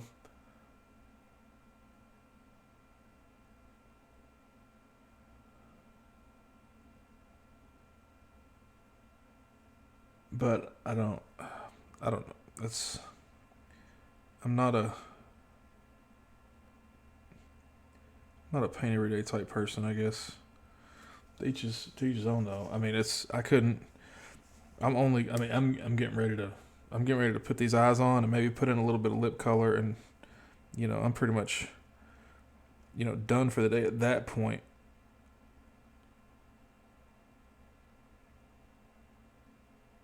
Because I can only handle a few hours at a time. Paul make real good metal oil paints to paint manufacturers. Yeah.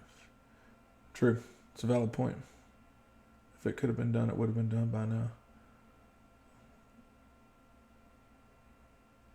High gloss leaving pigments like 20 years. Alcad solvent based, right? I know there's a bunch of people that use it in the scale model world, but once it became like a 2-3 part system to get like a chrome, I never messed with it, honestly.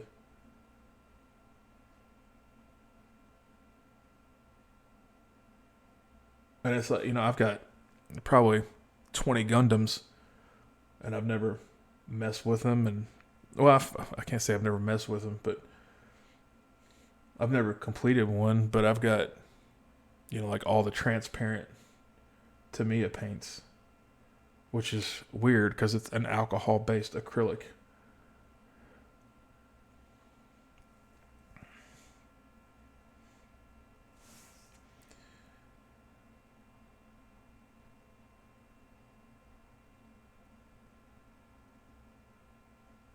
Ooh, got kind of crazy.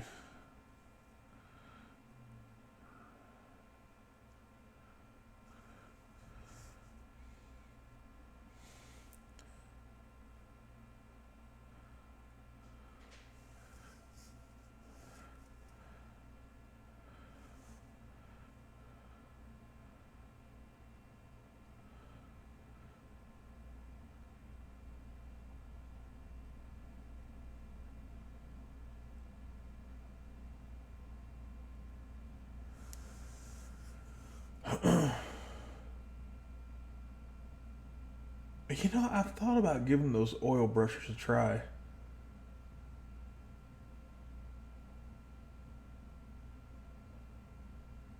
But I think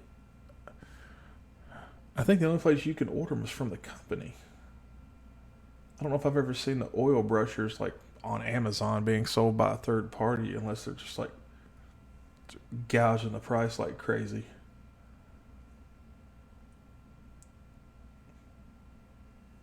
All right, let's get some lip color.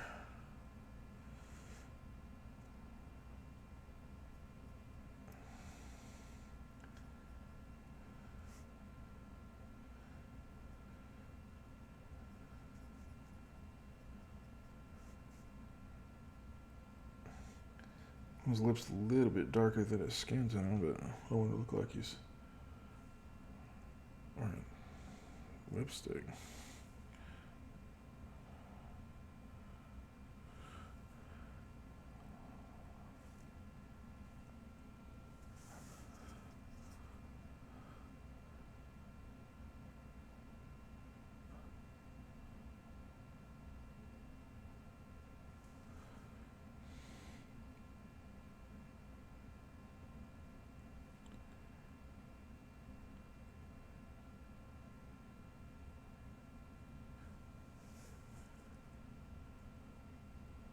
Thank you. I think I think the camera is helping me out a lot on that.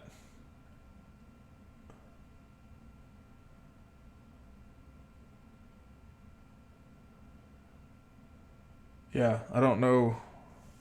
Maybe further away. I don't know. His face seems kind of messy to me. And it's hard to really tell on the camera, but everything kind of ran together a little bit.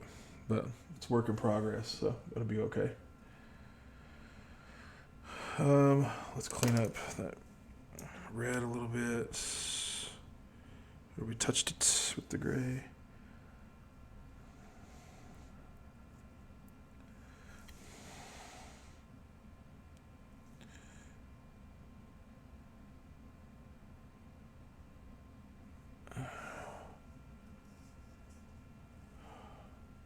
Oh, I'm not gonna lie.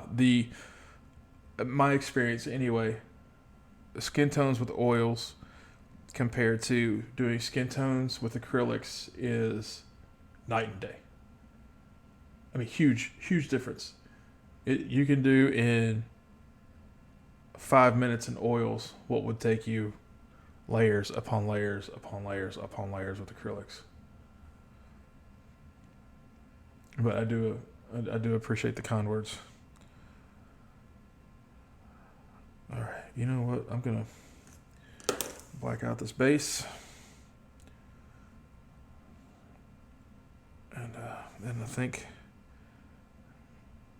that might be it for the day.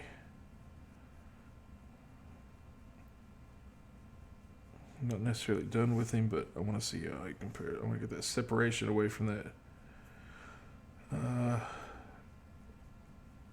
gray base. Let's see how it looks.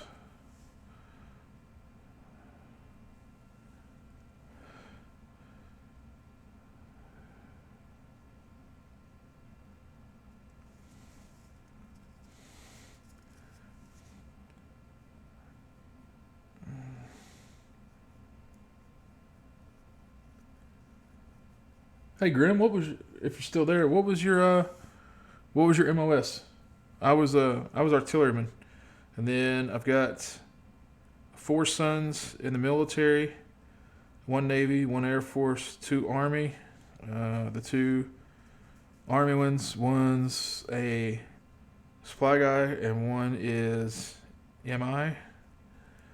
My Navy son is a personnel clerk. And yeah, Dennis, artillery too. And my other son in the Air Force is it's F-35 maintainer.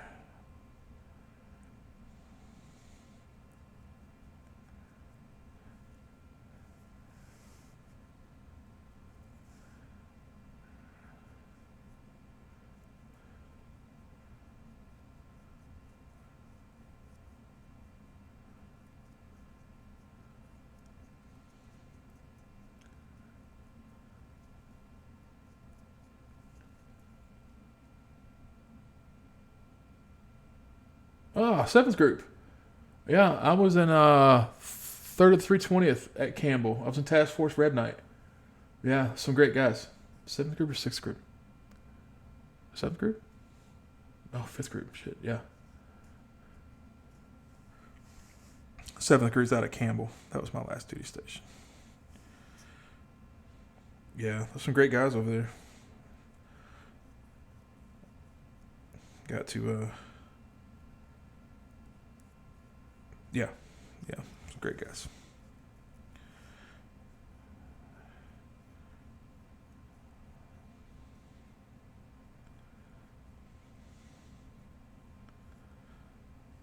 Yeah, I spent let me see, I've been Kentucky, I've been at Campbell, Hood, Carson, and did 2 tours in Germany. And other than my basic and AIT time at Fort Sill, 5 places covered just over 20. They did not believe in moving around that much, that's for sure.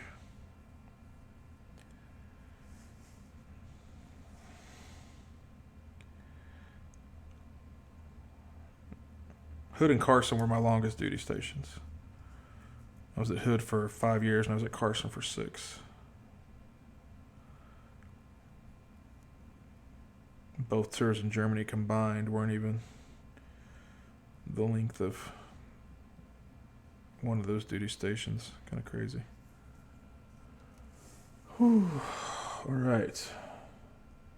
Yeah, got a few of those. All right, ladies and gentlemen, I think this is going to conclude it for today. This is the He-Man from Eastman again. Not quite finished. Was in Korea for 2 years prior to. Oh yeah, one of my Army sons is in Korea now, and one of them was in Korea for their first duty station. Nice, that's awesome. So here's He-Man. There's all we got done today. I got quite a bit accomplished. Pretty pleased with the way things are coming along. Still got quite a bit of work to do on him though, but we'll get there. Want to thank everybody for hopping in today. Got to see some new faces, some new follows. Greatly appreciated. Appreciate everybody staying active in the chat. It's always a fun time to get to know people. Thank you. I appreciate that. Thank you for stopping by. I think we are going to go with Sundays for the stream. I think it's easier to work in my schedule. So as of right now, we'll see everyone next Sunday about the same time. Again, go check out Graham's YouTube channel. Go check out his Twitch. Give him a follow if you haven't already. Again, thanks everybody for coming by, and we'll see you next time. Bye.